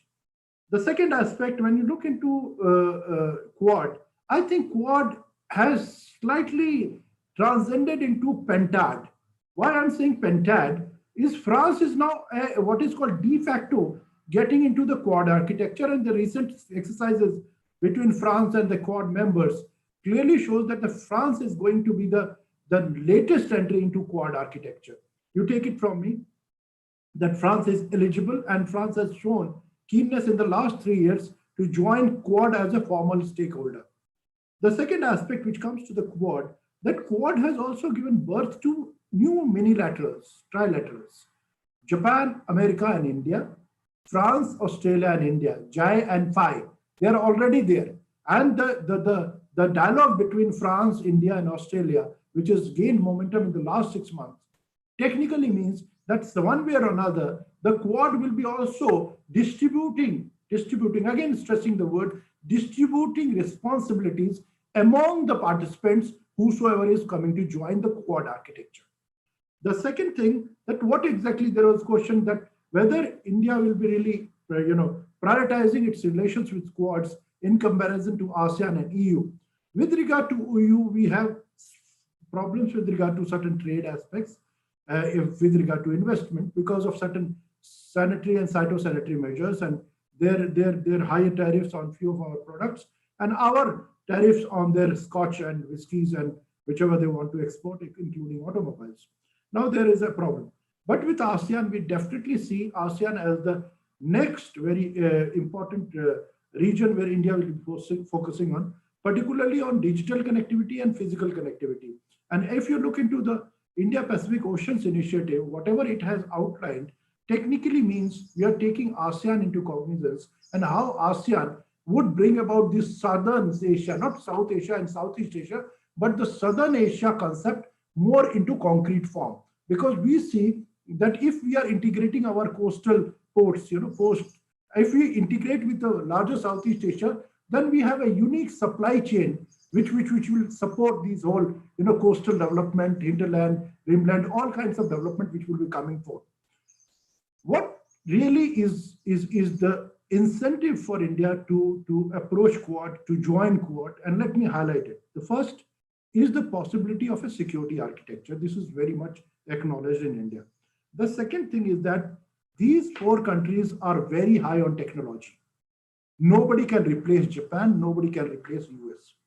India is a technologically deficit country because of certain constraints, certain sanctions, because of our nuclear test in 1998. And we want to bridge this gap which we have with regard to technology and knowledge. And Quad is the only possible option for us. The third aspect is resources. Australia is rich in resources, US is rich in resources, and India is developing its resources. Skills and knowledge, Quad. Other aspect is intelligence and information. The Five Eyes project, which includes US, which includes Australia, and which is one of the biggest intelligence network among the white group. I acknowledge Canada, US, UK, Australia, New Zealand are part of this intelligence network, which provides vital information, both from the point of view of securing our seas and for any counter-terrorism initiative. If you look into the joint statements in the last 5 years, any joint statement that India has released with any country, terrorism is on the topmost slot. In the first para, you will find terrorism word completely reflecting in the thing. So for us, terrorism is one thing, countering proliferation is another one, maintaining maritime commerce and security is another one, and where we see that Quad has a promise. Now coming back to this question of G20 and all those things, G20 has Quad, APEC has Quad without India, East Asia Summit has all the Quad members, ADM MM Plus also have all the Quad members. The more and more organizations where Quad members are involved will give them a venue on the sidelines to discuss the priority areas every now and then. This technically means more and more interaction of the Quad members on the sidelines, which means much and more cohesion, much and more understanding, which will build into the Quad thinking and the blueprint that they have thought about for the future. Thank you. I may rest my case over here. Thank you. Thank you very much, Professor Pankaj. So I'm inviting Ibu Sri Wartini to give comments or questions directly to the speakers. Bu Sri. Okay, thank you very much, Mas Aristio. Maybe we have not seen the, Assalamualaikum warahmatullahi wabarakatuh. It was very interesting presentation for 3 distinguished speakers. From the presentation, I would like to ask question, or it can be said as that kind of comment that based on the presentation, we can see that the members of Quad actually can have such kind of important role in the 4 key areas, such as the mentioning about maritime security and then supply chain security, technology, and also the diplomacy.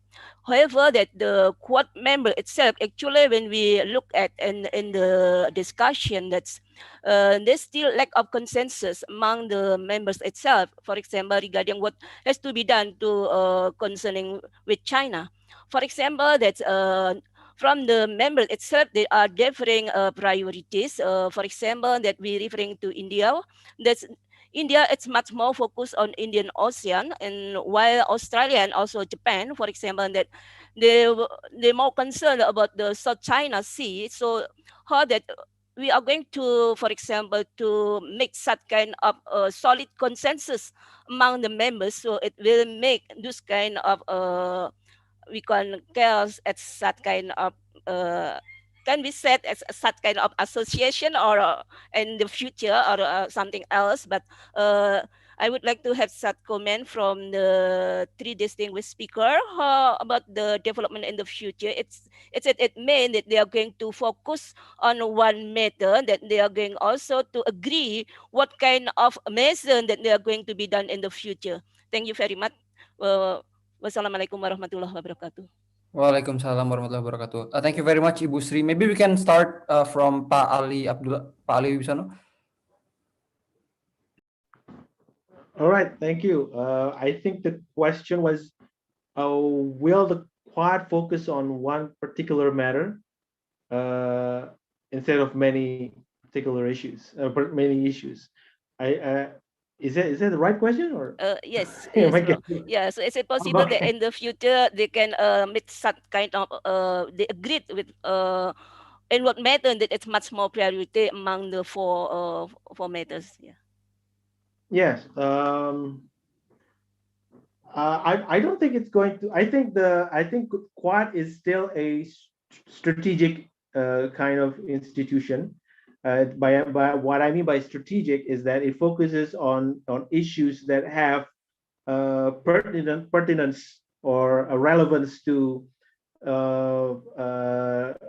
interest of people, as in general in the world for long term. And it is probably interesting. Probably I twist the question a little bit, just a little bit. To what extent is the Quad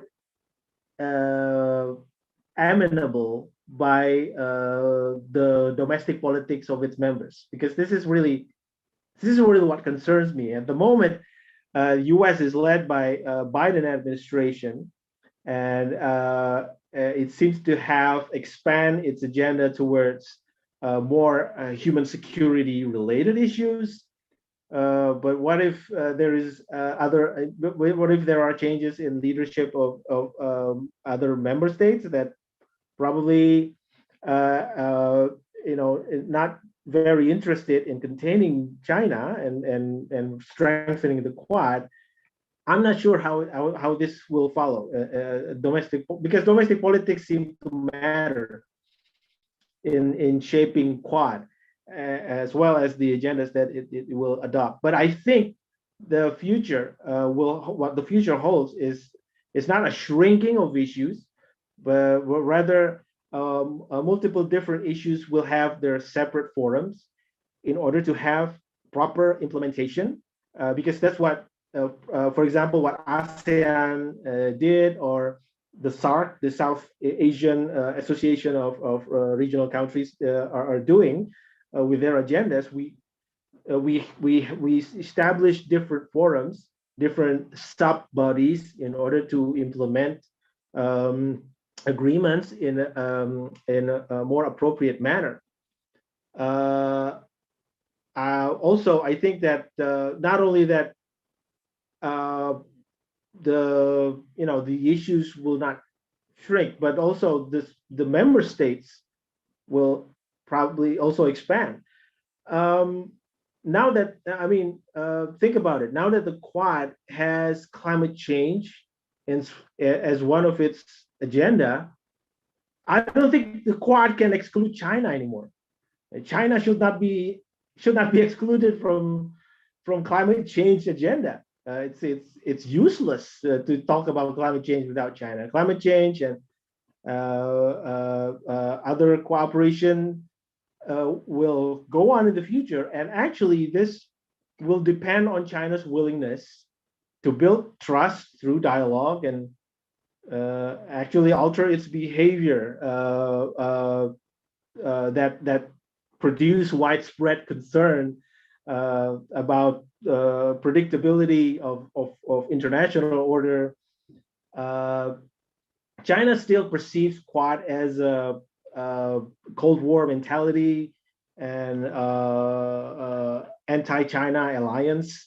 I think it's also because of the response about Quad in member states, including Indonesia, is that Quad is perceived as an alliance. So as long as we perceive Quad as an alliance instead of an inclusive institution that cooperate for implementation of issues pertinent to human security, that I guess the future will see that the Quad will always be competitive with China, and it's not very productive because it's not very useful for provision of public goods.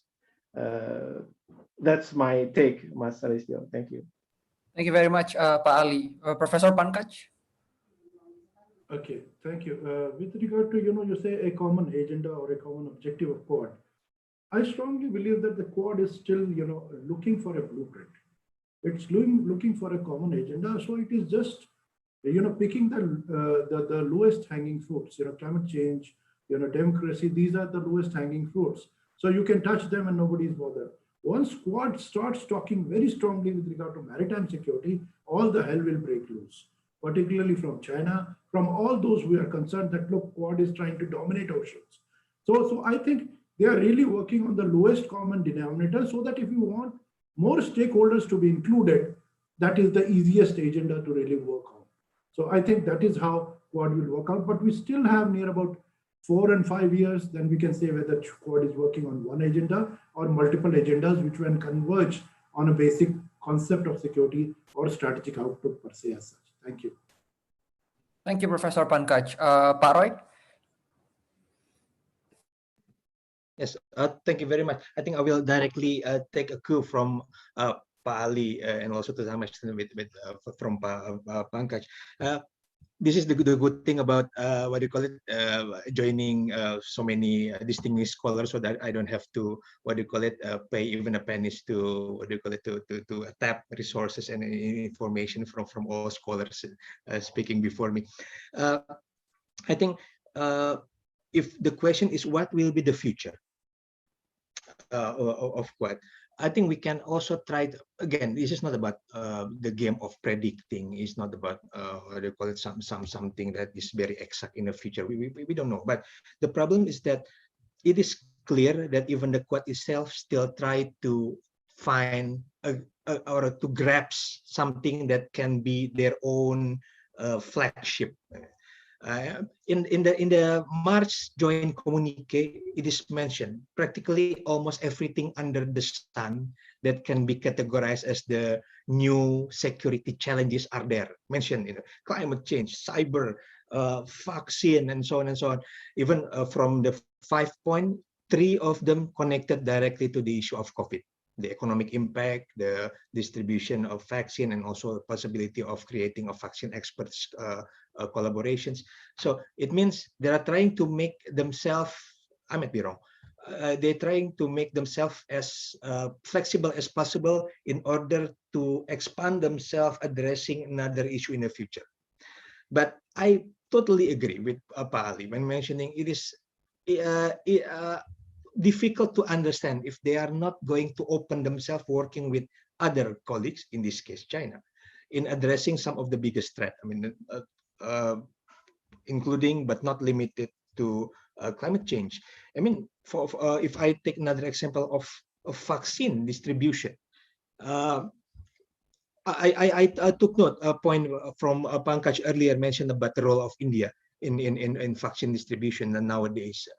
But as a Quad itself, we're still observing that most of the Quad countries are not really a big player in vaccine distribution issue, or maybe even in a worst case situation, they are going to be even more close, only inward looking activities rather than openly or make themselves available in distributing vaccine to all countries in the world.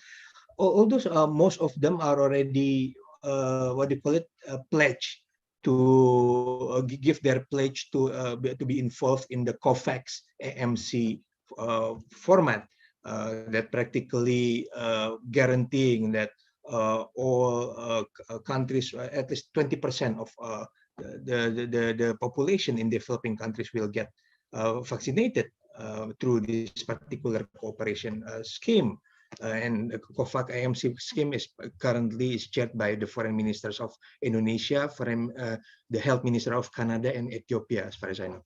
So practically the pledge is there, but the capacity or the real intention to make it happen is still being questioned. So there should be a differentiation between willingness and the actual things. It will make a difference later on in order for the Quad to be perceived positively, contribute concretely for the overall country in the region. So maybe I'll stop there. Thank you very much, Pak Roy, for the remarks. And I think I'm afraid that we don't have more time for more questions. But it's also very difficult to conclude what the long discussion that we've already had, which is I think very insightful. And I do learn a lot from all the speaker. If one things or one notes that I can take it amongst a lot of important notes here is that the Quad is still a working agenda, right? So it's still developing in the future. We maybe for now we don't see yet the intention of Quad to create or to create an international legal structure or to create a new international norms. But I think from our discussions, like we don't know yet in the future what would the Quad heading to. So.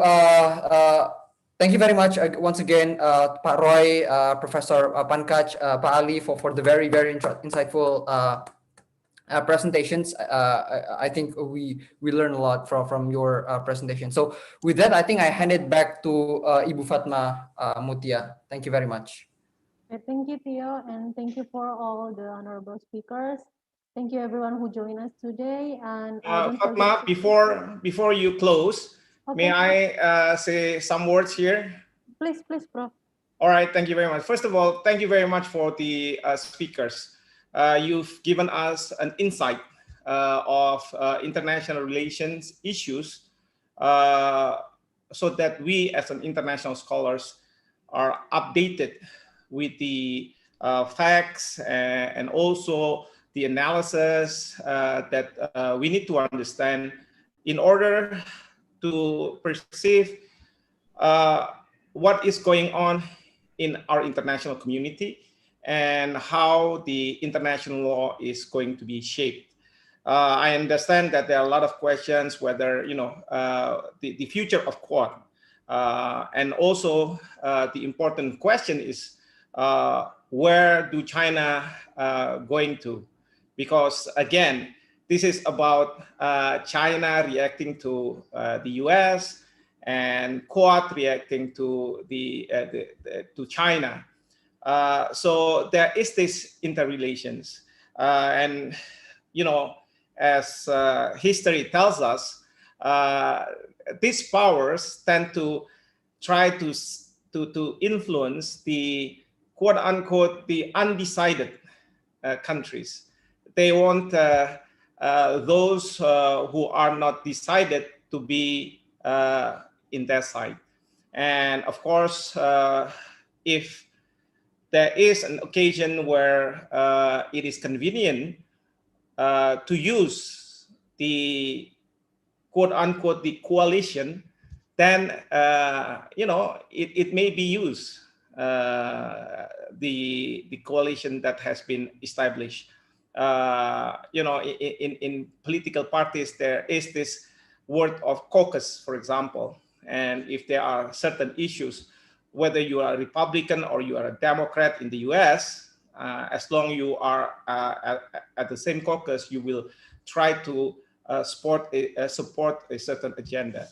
Now, it may well become like that, you know, in the future. We do not know. Of course, history will tell.